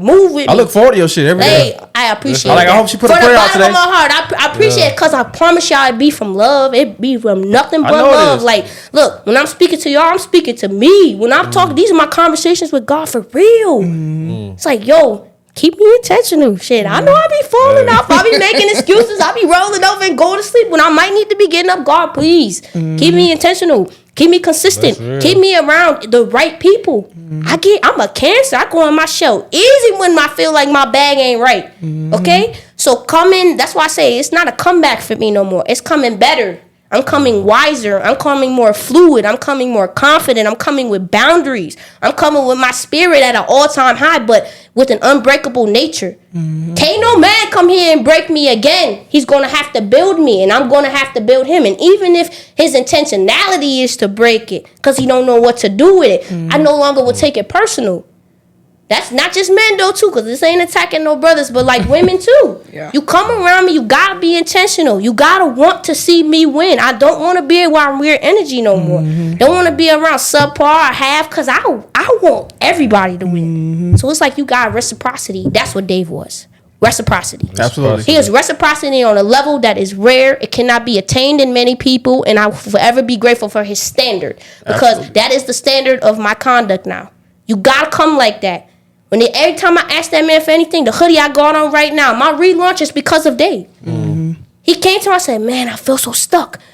You know how many people I could show y'all my DM? I reached out to him. I'm like, yo, can you just mentor me? Can you just help me? I'm sitting here and I'm in solace and I'm in a depressive state. I can't really express to y'all, but I know this is my light. Big energy is my light. It's what I look forward to outside of my kids. It's what I'm building for them. It's like, can y'all just throw me an alley-oop? And I'm not talking about an alley-oop I don't work for. I work for everything I get. But it was like the intentionality was lacking.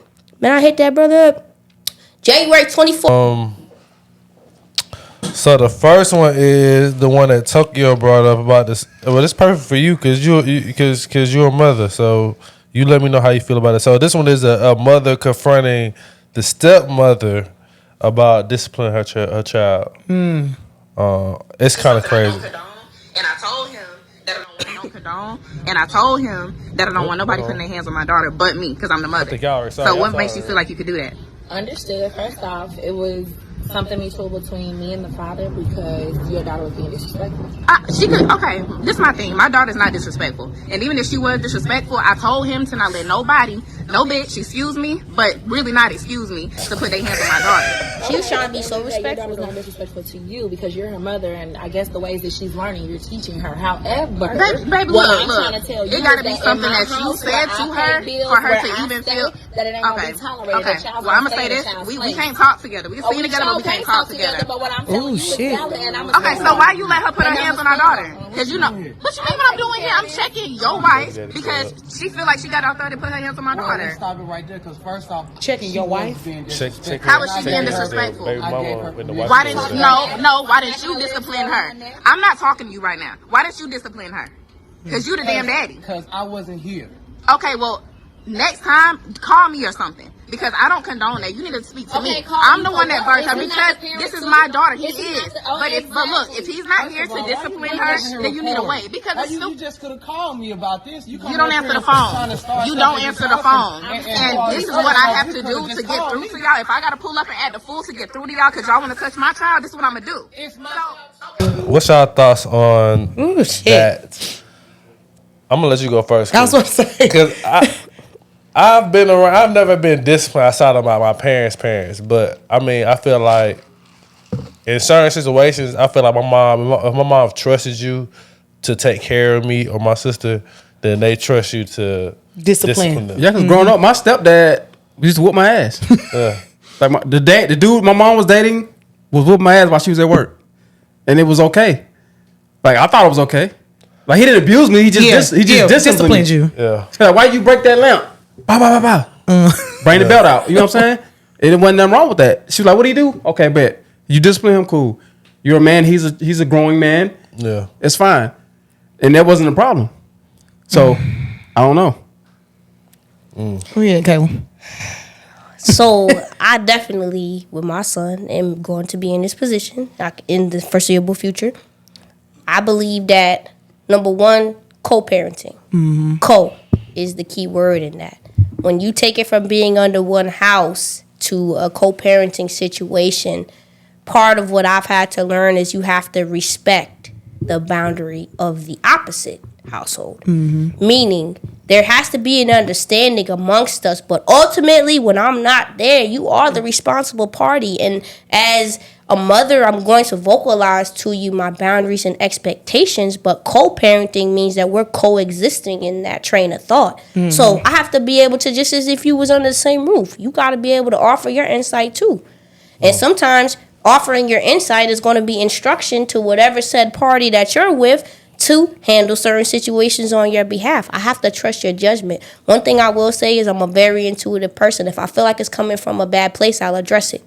But respectfully, we live in a culture where co-parenting is more the norm than it is a two-parent household. And in order for these kids to be able to double up from this experience, we got to be able to come to the forefront as a unified forefront. You see what I'm saying? So you kids play off of emotion, man. You come in there all emotional like you against this girl. You might not even have no reason to really feel like that.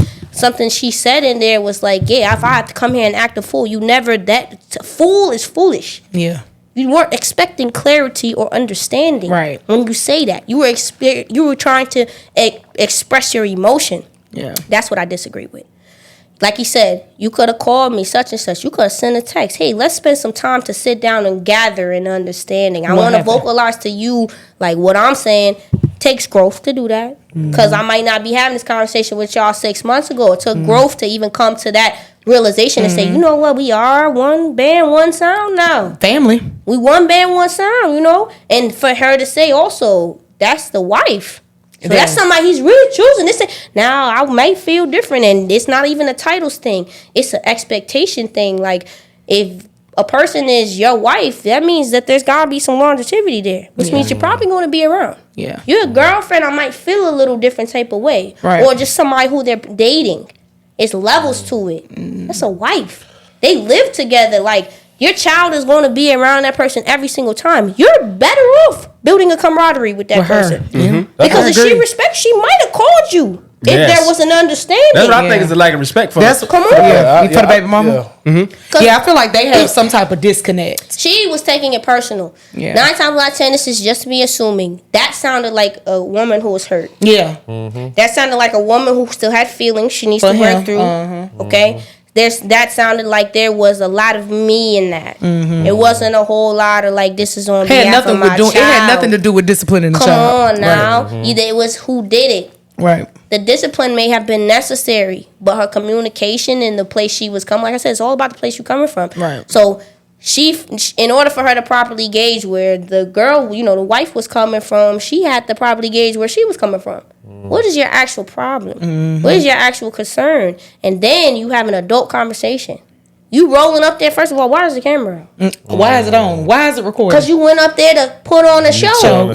You wasn't trying to show up, trying to be a showboat. You weren't trying to have no understanding. So that's just my perception on it. There might have been more to that story, but I just feel like, we gotta reevaluate where we coming from sometimes. Yeah. And I think that's the gist of things. I think as humans, a lot of times we, in the moment, if that was something that initially happened a day ago, you're gonna probably be mad the next day. Come on, you know what I mean? But I think as we have situations that happen with us, we need to sometimes learn to pull from the situation and look at it from a bird's eye view.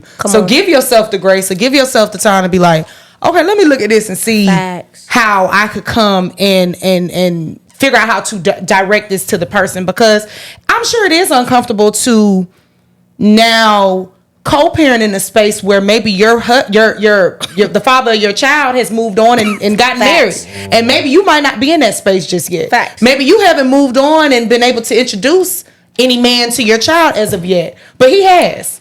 So it's to understand that he's in a different space and a different life from you, but to understand that him as the parent wouldn't want anything to happen to your daughter as a whole. And most men are pretty finicky about disciplining girls as a whole, regardless if it's them or with their significant other. They'll be like, oh, okay, I got it, or I'll figure out how to address it. But it just kind of seems like she was coming from a place of, I don't really like y'all being together, and I'm still stuck, and that's cool, and who knows how old the little girl is, because if the girl is of any age, 7, 8, 9, we need to go ahead and go ahead and figure out what we need to do. And then too, you got to think about her level of discipline too. Like I could also understand from the other side. My pops always tell me, you look at the other side of the thought. Yeah. So that's what he's saying with leveling. So like maybe they deemed it appropriate because you be whooping her.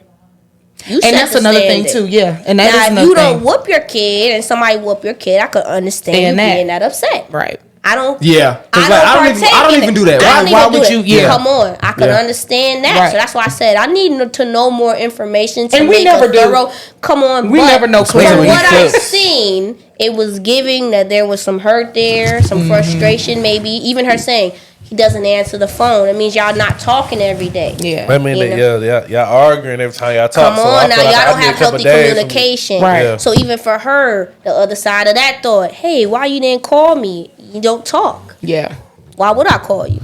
That's real.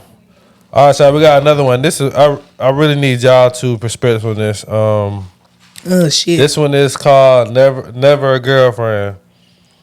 I'm never a girlfriend. I'm either like engaged to be married or he's my friend. Like I don't do the girl. I think that's just a game. Girlfriend is not a real title for me. So we're either getting to this point of marriage or we're just skip friends. Girlfriend? Yes. So it's not I'm your girl. It's like y'all are building and then it's like proposal. Correct. But that takes a very confident woman, a woman who's not afraid to say, that man is not talking to me anymore. I haven't heard from him. I don't know what happened to him. You know, women don't like to say that. So they try to hold on to whoever they have as long as they can. I don't mind saying it didn't work out. So, get him, Ash. I want you to go first. Okay. Never a girlfriend. So with her, that specific person, she just always seems like she wants you know to. what it was? Yes. Yeah, she didn't have to say this. She always seems like she wants to be on the opposite side. No, she says she's for the guys. Yeah, and okay, cool. That's cool. Okay. But it's just like, I think she takes showboating to. She's been known to be engaged to a few NBA niggas. Mm-hmm. She's known to be a fiance, but you've never made it to a wife. So the question then lies: is it because you're not a girlfriend? Right. Where are they not learning enough about you to even be like, okay, we engaged, but bitch, never mind. I don't really want to take it to the next level, because she's never been married, I don't think. But the never been a girlfriend thing, I can say from personal experience, like Kayla was speaking earlier, I have had a very hard time with establishing boundaries in regards to situations, relationships, friendships, all of that. Because, like you said, I love to be of service to who I am. I feel like a lot of people lean on to me for support. And I like to be able to water them, help them heal, be of some type of, if you need to talk to me, lay on my titty. I talk about that all the time. Come lay on my titty, baby. We talk about whatever your insecurities are. I love to be of that service. But my biggest problem is learning when to realize this ain't serving me.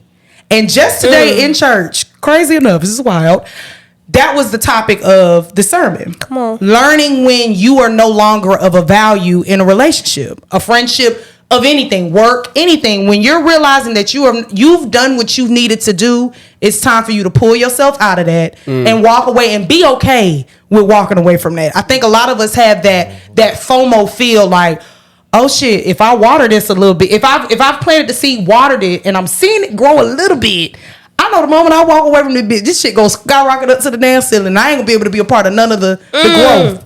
And I know I was the one that gave you the seeds to help grow it. You know what I mean? What that is? It's ego. It is. Oh, that ego a fool. That's ego and a fool. That's what makes a lot of relationships go south, because ego always comes in the middle of it.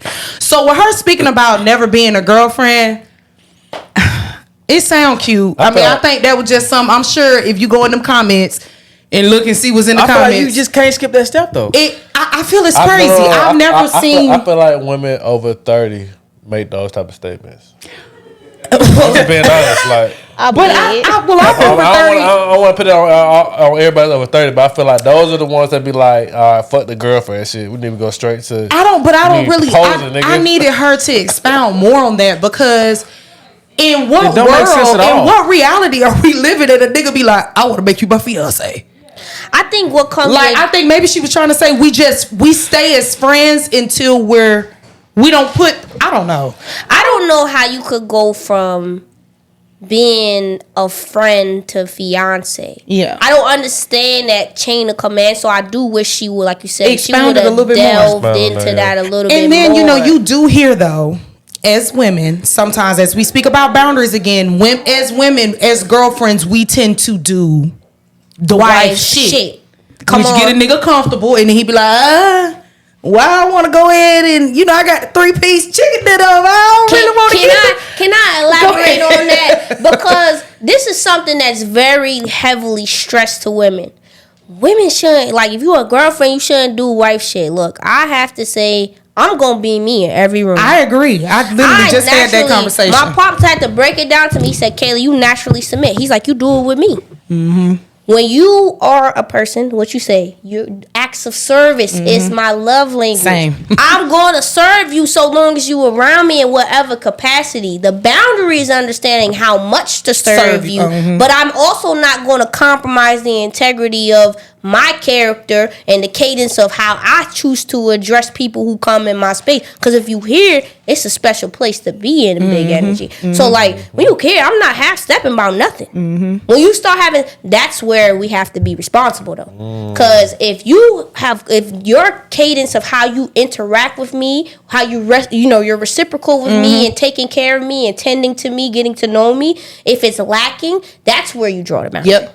I'm not going to stop being me, though. I'm not going to make, like, all that. I'm a firm believer. I scratch all that petty shit. I'm not about to, if you texting me, let me just wait to. Yeah. No, I'm me. Shit. Hey, man. I ain't gonna lie. I just did it earlier. Yeah. Hey, man. You not hearing from you all day, ain't it? Yeah. Because the thing about it is, I'm not going to go into nagging. I'm going to set a precedent. Because you can't have a boundary without setting a precedent. Absolutely. You can't expect people to know what it is you like and don't like, and they just get to know you. Hey, man, look, listen, I ain't out here like that. I'm having people who want to come in this big shit, man, but I know they can't really handle this big shit. And that is with all humility. I say that. Fast. I understand my worth. So if I feel like you're not serving my best interest when it comes to interacting with me, I'm not just going to write you off right away because I let you in for a reason. There had to be some potential there, but I will not operate off of potential. Yep. I will not operate off of potential, but I will give you the opportunity to improve because we all human. Yeah. You might not know you doing this and I don't. And everybody's different. Everybody's different. So what you used to doing in something else may not be the same thing you can do over this way. So to allow somebody that space and opportunity to grow. Now, if you got to check it 2-3 times and all right, baby, look, evidently we not, it's just not, it's not correlating. It's like I gotta give you the opportunity to set a standard. Right. If you have no standard, like what are we doing when we're in school? Like the first week, month of school, the teacher is setting the standard. Syllabus, all of that. The syllabus, you know what I mean? You're familiarizing yourself with the curriculum and the way that the teacher teaches. So like, you may not know. Listen, I'm quick to tell them. Yeah. I talk around here. Yeah. All that petty stuff, hey man. This is grown woman over here, baby. Communicate. Hello. Look, though. And it's not forcing it though. It's like we're giving the room and space to have conversations that are probably uncomfortable. It took me a long time to get to that space because but that allows you to know as a woman that you're comfortable with who you are. But a lot of times men will, I've been in situations where men will be like, you're too expressive. You talk too much. You say too much about this. And that will make me dim my light. Or that'll make me be like, okay, cool. I ain't gonna say shit then. But in some instances, when you realize if you go ahead and say what you need to say and get it off, they can't act like they didn't know. What does the syllabus do, right? It summarizes the cadence of the curriculum. Right. So what I learned is that I'm going to step outside my feelings when I immediately feel something. I'm going to process it, and I'm going to summarize it. Because what it is niggas don't like a whole lot of words. They're not into that. I hate that too because I sometimes I be needing that. I be needing to say what I be needing to say, and I need to sound where you. And you should say what you need to say every time. Yeah, but sometimes it can't. Now I have gotten into the space with getting older where I be like, "Oh, bitch, this lengthy." Come on now. Like, baby, I need to. Baby, I need deleting them chop. paragraphs. Yeah, or baby, I need to chop it. Chop it down a little And I'm bit. like, Okay, like, chop it down, but still get your point across. Oh, I'm gonna forever do that. But it's just sometimes you just I'm realizing that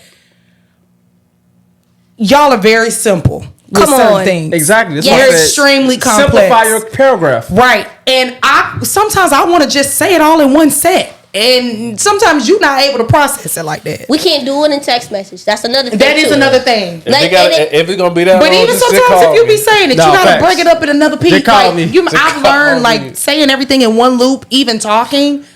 With some of the guys that I've dealt with, it don't work. It's so an I might have to emotional reloop download. it. I might have to reloop it. Come on, men there are like I always say, the man is the logical sense. Mm-hmm. Oh, for sure. The woman is the emotional nature. Mm-hmm. So the combination, of the two is where you find balance. When a man can teach a woman how to process her emotions with logic, and then a woman can come in and teach a man how to apply some emotion to his logic, so he can better empathize with her. Absolutely. There's the balance. So like, as a woman, I've really, really learned, like, I ain't gonna lie, girl, listen, I'll be ready to give it, but what I learned is that when I be typing out them long ass paragraphs, I be sugarcoating shit.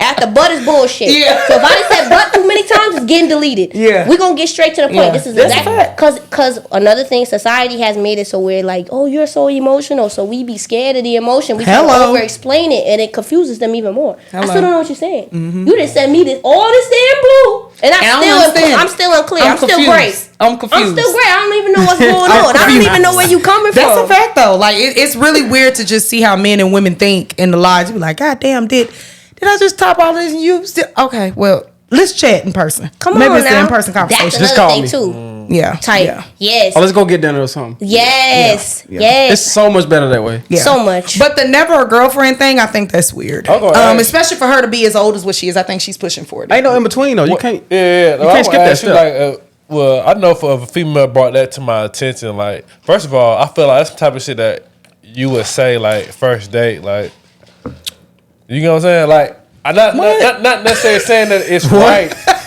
No, I'm saying, okay, hear me out. I'm not saying that it's right, but I feel like girls bring she should have said that when they first dated. I feel like girls are bring that up first date, like, this ain't finna be no girlfriend situation. We finna figure this shit out, and I'm looking for a husband. Same reason why I said, like, people who say that is like people that's over 30, because they're like, ain't nobody doing that but her ass.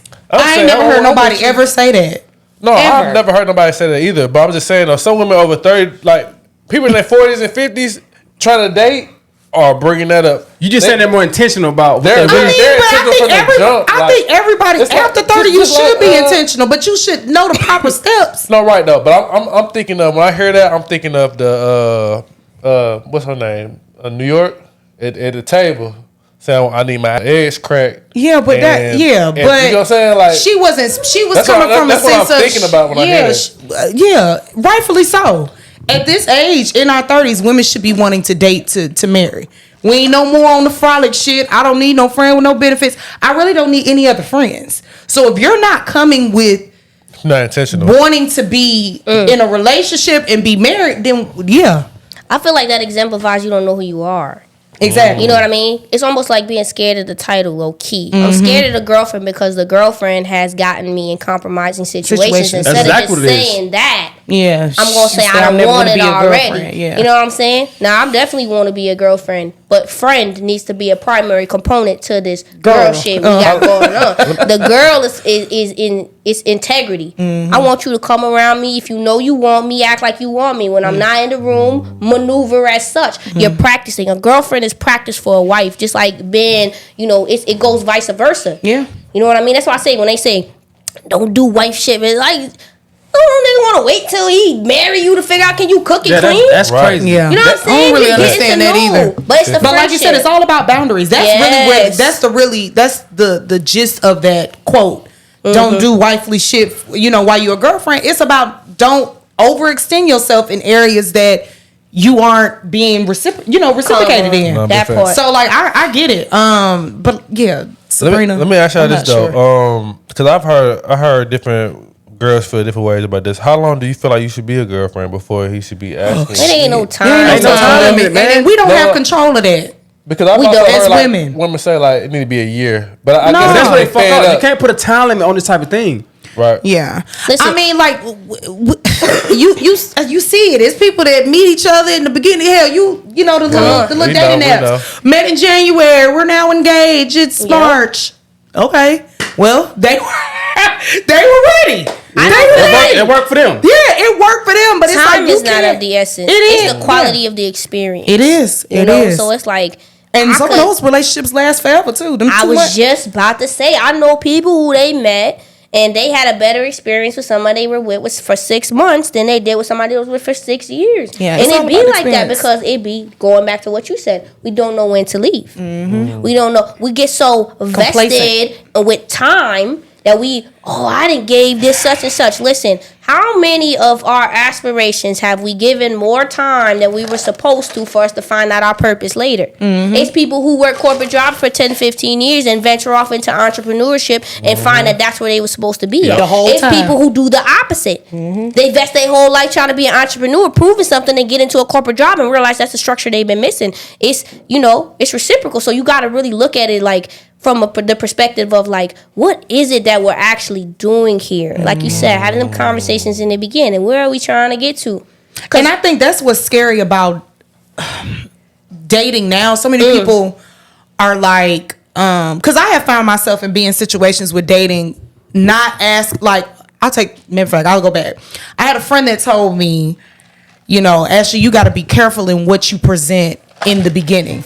Because what you present in the beginning, the very beginning, a lot of times niggas will use that and they'll find a way to warp it to where it benefits them. And they're making it seem like they're on the type of time you on when they really not. Which is crazy because, in one sense, in one realm of dating, there was a time where by the end of the first month, second month, you can already kind of tell what type of nigga the nigga is. Whether or not you're going to move forward or not. You are like, let me empower you real quick, Queen, okay? Because this is something, I'm telling you, I feel you on a different level, right? You are a mirror for people. So they come around and they're mirroring the reflection of all that is your light. And that is okay, because that's what you're supposed to do. Right. Your boundary is knowing when you have to stop holding that mirror up in front of them. When you see that the other side of the reflection ain't really matching the cadence of your character and the charisma of your heart, that's when you walk away. That's a fact. That's a fact. It's hard. It is. Choosing yourself. It is. In a world full of bullshit. Because we just want love and we got to be real with it. All these women out here saying, I don't want no... Stop lying.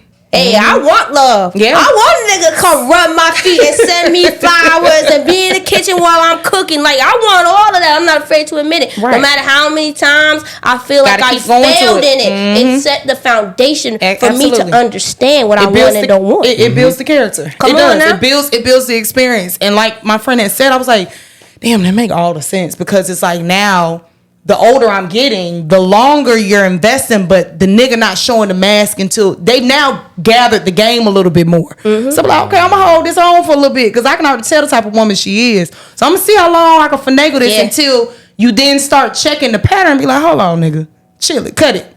Like, this isn't gonna work if it's not reciprocal. We're not gonna be able to make this work. Don't start questioning your value when you're dealing with men who cannot step up to the level of love that you are able to offer and reciprocate. That's a conversation I just had this week. Stop. No, I have to disagree respectfully with your friend. Be you. Yeah. Because I would rather show that mirror and have a nigga play me out in 60 days than I would to wait 6 years because I'm holding back on who I really am to find out that you don't. Look, if you cannot stay in this fire, baby, don't step in this oven, baby, because we baking real shit over here. We baking real shit over here. So like, for me, it's like the ingredients and the substance of you as a woman in the absence of a man who can reciprocate, continue to pour into yourself as much as you can. And then when you step in rooms, diminish your expectation. Yeah.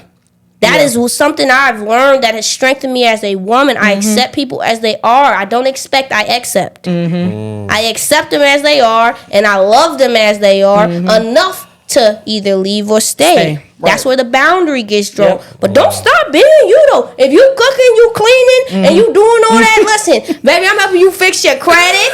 I'm starting LLCs. That's what I do. Right. I'm not ashamed of it no more. People make me feel like you come in doing too much, Kayla. This shit is big. This is big energy. Yeah. Always do too much. Always do too much because a lot of people ain't doing enough.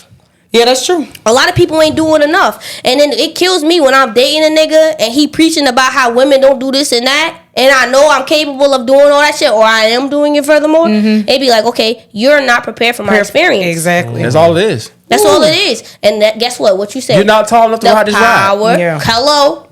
You under 48 inches, baby, and that's okay. Sorry. Guess what? From 36 to 48, you may grow later, but right now, this ride got to keep going. Yeah. You know, I have to admit, even if it's an empty roller coaster for a little bit, it gotta go. Hello, gotta go. That motherfucker gotta keep riding. Yeah. It gotta keep riding. So show up as you every time. Yeah. If that mirror get too much, listen, you rather know now than later. That's a fact, though. I agree. I'd rather know in the beginning than to know later. Don't dim your light for nobody. I just gotta keep reminding you of that. Don't dim your light for nobody. And I think telling you find yourself as a woman, and then of course age, time clock. You know how to go.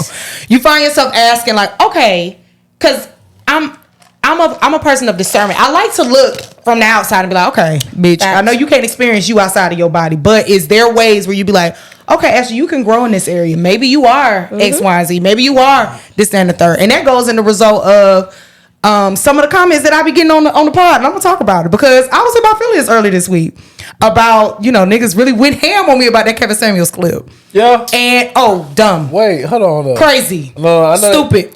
Foolish. They went Enlighten me. What was the Kevin Samuels clip? So, number one, I have a love-hate relationship with men from my POV on the pod. Yeah. I'm not an extreme feminist, but I'm also not fuck these niggas type of female. I'm very in the middle. Yeah. What's right, what's wrong. Yeah. And I have my opinions. Apparently my approach a lot of times is not received well. Okay? And it does make you, and this is me being very transparent because I love it for you. I had an issue with it earlier this week because I'm like, there's been many failed relationships that I've been in or failed situationships, and it makes you wonder like, okay, well, what the hell? What is it? Yeah. So for randoms or strangers to not know me from the level that everybody else on Unspoken knows me as, they make these assumptions. Yeah. And assumptions can get to you. Comments can get to you. Correct. And I found I've never been in that space. Yeah. And I've also never really been one to really go into comments. Yeah. But somebody sent me my clip to me in my DMs and had the comment to say like, for someone who talking, you just got, it's really like, I understand what you're saying, but it's so hard to believe what you're saying because your demeanor is extremely too masculine. So you talking that shit, but I believe you all cap. So I was like, well, hold the fuck know what on. it is? You that? Yeah, but of course it wasn't no page, had no followers, none of that shit. Oh, of course. So I was like, oh, okay, well, who the fuck did I do something to? That's one. And then two, that then prompted me to go and look at this particular episode, right? So I have been able to take myself back and skip like, okay, Ashley, maybe you do. Maybe sometimes your opinion is a bit much. Maybe sometimes what did she just tell you? She did, but because I'm listen, I'm over here burning. Listen, queen. Okay, Get her. I am what you would consider to be, like you said, the in between. Mm-hmm. I love my women. My pops tell me all the time, I love how you can compliment women. So you see, I'm sitting over here like, hey, get it? Hello, right? Be you, right? But one thing I've learned about women and our emotional nature is our weakness oftentimes is allowing people, opinions, false narratives to make us dim our light. Let that motherfucker shine. Right. Listen, if you get on here and that's how you feel, it's a power. You're only going to unattract the people who aren't meant to receive it. That's true. You're not everybody's messenger. That's true. Okay? So people who receive your message, let them receive it. People who don't, I understand and value your feelings. Fuck them folks. But let me say this though. I value your feeling of it though, because I've been on the other side of that thought. Right. But I encourage you, to get on the other side of that thought. And I had to. And that was where I was in it and felt it. Yeah. Because it did make me just scale back and be like, okay, is it validity here? You know, No. because I love that you did that though. Well, because like I said, I've came to the realization that I'm not gonna be everybody's cup of tea. Come on now. And maybe to whatever outer eye, like, oh my God, Snoop beautiful, woo doo doo woo. I may not be everybody beauty either. So I'm very knowing of that, and I understand that my personality may not match with everybody's personality. But for whatever reason, the devil must have been there, because that particular day, it ate my ass up. Like, I was in my feelings, and I mean, you still human? I'm normally not like that. I normally don't even. Can I ask you to kind of go off of that emotional statement, because it's valid? Yeah, honor it, right, and that's okay, right. That's part of your process, right. Coming out on the other side of that feeling. Number one, how did you get out of that mind frame? And two, what did it do for you from a developmental standpoint for you to realize, hey, I was feeling the type of way about this. Now what comes after this? I think it's just, number one, I'm big on journaling, so I'm a big journaler. Come on now, I love that. And a lot of times we get so stuck in the now and seeing and what's going on in the now versus understanding the growth. So in my particular journal, this journal has I done had this bitch for like last year and a half, maybe 2. I went back to the first page that I wrote in that journal. And I realized where my self-growth came from the first page to the present day. So it just took me, I realized like the affirmations like, Ash, get up out of that, you know, but it did have me stuck. And I just had to feel that emotion, understand that, okay, Ashley, once again, you got to continue to self-talk yourself through understanding that you're not everybody's cup of tea. All it did was make you pause. And then it made me wonder too, like, you know, it made me laugh at the fact that whoever this fucking person is can't even have no face pic on here to let me know who you are so I can address you. It's not even about you. Right. Everything they did was for you. The way you processed it, you have to honor that. Right. Because you got yourself on the other side of that thought. Right. You didn't need nobody else to talk you out of that. Yeah. That was you journaling. That was you and God there. Yeah. You know what I mean? Yeah. Even being able to come into it and being able to receive the feedback. That's powerful. Some people, they immediately go into ego. And even if you were experienced a little bit, the fact that you took a pause and you kind of regrouped is powerful. The fact that you journaled and processed your feelings and then you positioned yourself to move forward. Yeah. That's healing. Yeah. That's growth. Yeah. Honor that. And whoever that was, thank you. Yeah. True. Thank you. Because now I see myself. And there's a reason that they have a face. Yeah. Come on now. Oh, for sure. But like I said, I don't, you know, I have a best friend that's in the YouTube arena, and she gets the same comments. And it's always, of course, people that are that bold enough to say anything don't never have no profile pic or nothing like that. Fact. But, you know, I say that all to say, if we allow certain situations, if we allow our present to cultivate who we are for the duration of our existence on earth or our existence in life, we won't be nowhere. Yep. And if we don't allow those setbacks, breakups, heartbreaks, whatever, to not allow to not develop more of a character in us or more of a personality in who we are, then we wouldn't be of nothing. Facts. If you don't experience anything, you don't really, or even see somebody else experience something, you don't grow from it. So with that to say, you know, sometimes you'll look at people and don't think that anybody goes through anything, or they got just this perfect picture world and they just live in their own box and they everybody got their days. Everybody. You know? And with that day, I was just like, boy, god damn, I ain't never.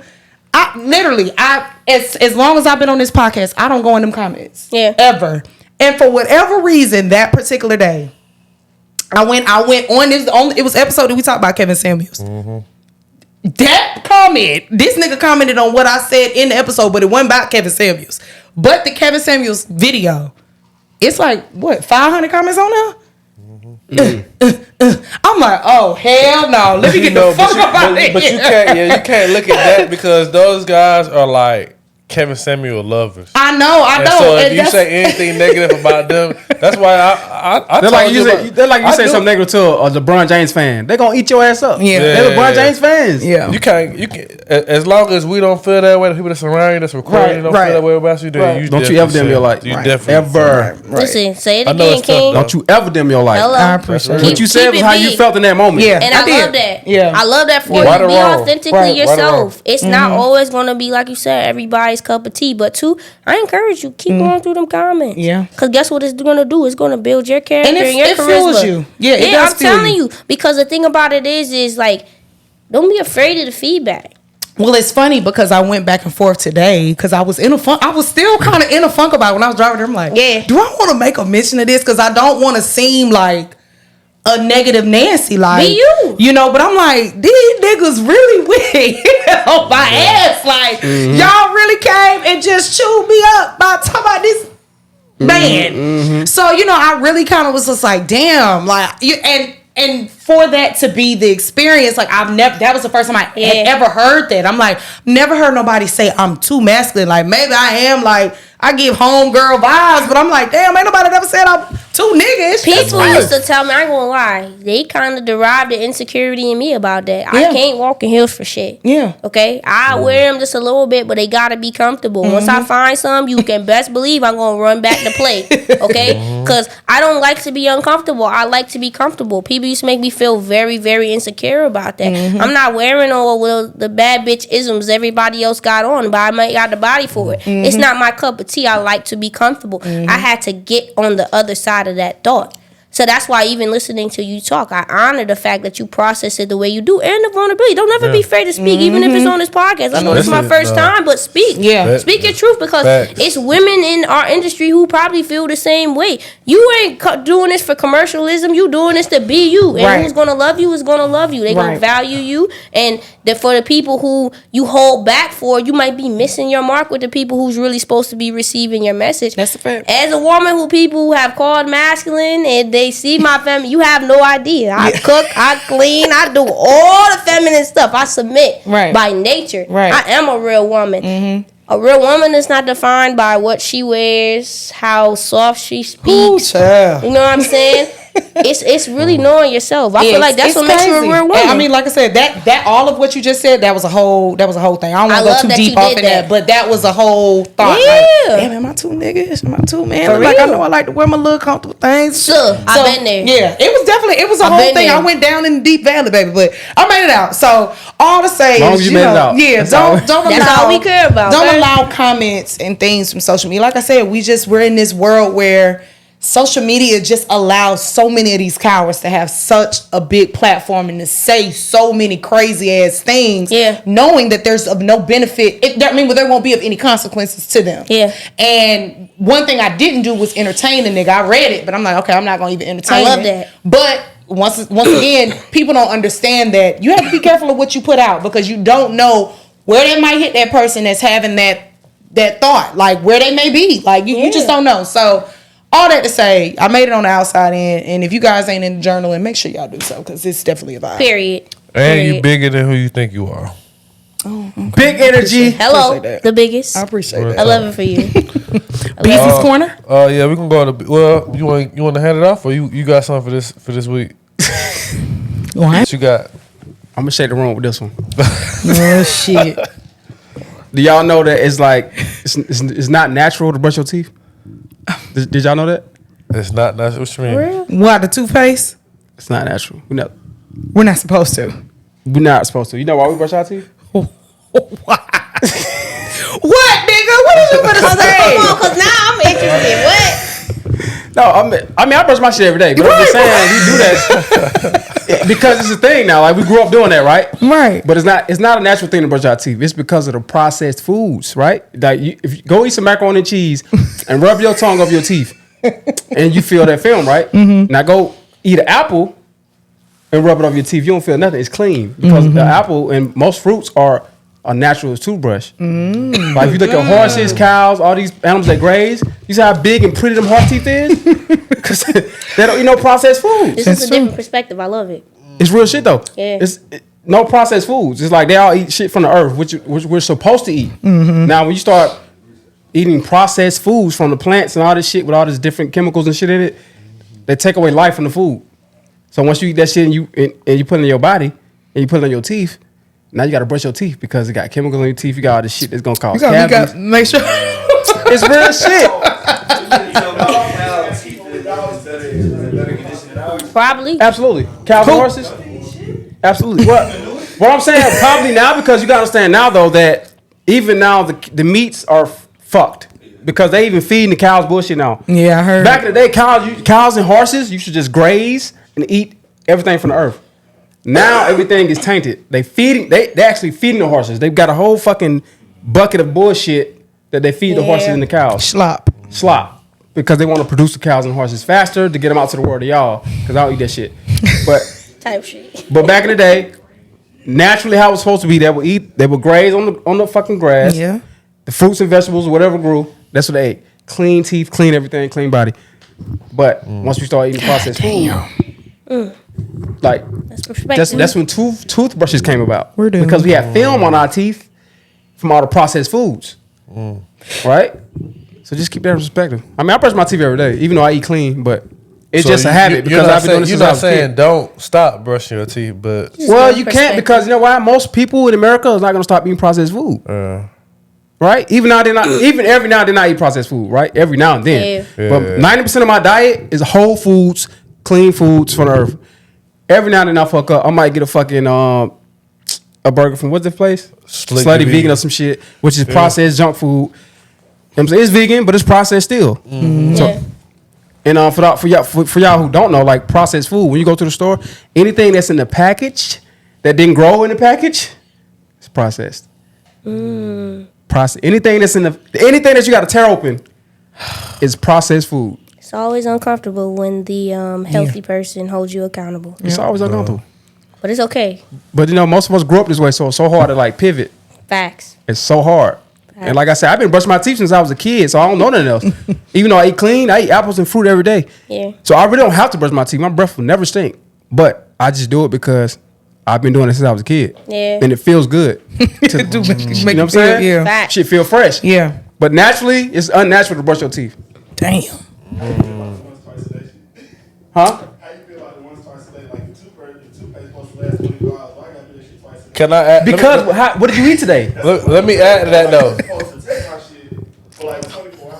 You got to brush your teeth twice a day because you had 2 motherfucking cheeseburgers and a motherfucking. What you had today? A 10-piece wing. Kayla, what you had? 10-piece? Yeah, 10-piece today. And did extra. That's what I'm saying. Extra crispy. So you have to brush your teeth. You had a 10-piece wing and fries. I seen the clip. Shannon Sharp was saying that he brushed his teeth like 4 times. Oh, a he day. probably eat crazy. He eat steaks all day and red meat and potatoes and who? Shannon Sharp. Oh, he do. He said he brushed his teeth like 4 times. Yeah, he 4 or did. 5 He times got a day. to. I know he I eat was gonna say crazy. because he got veneers. That's why he got brushed 4 times. Not a day, even but- that. I know he eat crazy. He not vegan at all. He eats crazy. But I feel like he got to eat some type of healthiness because I mean his Why? body is in. No.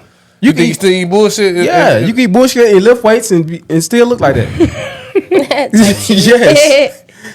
It's the outside the look good. physical The don't have inside that. might be messed Yeah, up. the physical is not a representation of the inside at all. No, big facts. I 100% agree with that. All right, y'all. We thank y'all for watching another episode of Unspoken Atlanta. Make sure y'all subscribe to the channel. Make sure y'all hit us in the DMs at Unspoken ATL if y'all have any questions. First and foremost, we want to thank Miss Mikayla. Big Thank you so much for having me. I gotta cut. Look, I wanna before we get out here, I really want to say thank you for pulling up. We met a few weeks ago, and since we met, we've always been positive vibes. Thanks. I appreciate that. Always treat us with kindness and respect. That we appreciate that. Yes, I appreciate y'all having me. Oh yeah, we thank you for coming too, man. We really needed this prayer, this energy, everything. We really needed this. Yes, I hope y'all carry it into the rest of your week, and I look forward. Listen, I look forward to this being a regular thing now. Yeah. Oh yeah, you might be a for regular. sure. Hello, come on now. Hey, we might have a new cast member. It was given that in my spirit now. Okay, all right, no. We gonna be talking in the future now. Don't get it twisted. But look, though, we do thank y'all for pulling up. Make sure y'all subscribe to the channel. If y'all got any questions, please make sure y'all DM us at Unspoken ATL. We good, man. We thank y'all for joining us, man. You rocking with the best show in Atlanta. We holler at y'all next time, man. Peace. What episode 12. Unspoken Atlanta, man. Episode 12. We in the building. Big energy in the building. What's up, Kayla? Yes, sir. Episode 12, a bitch. Damn.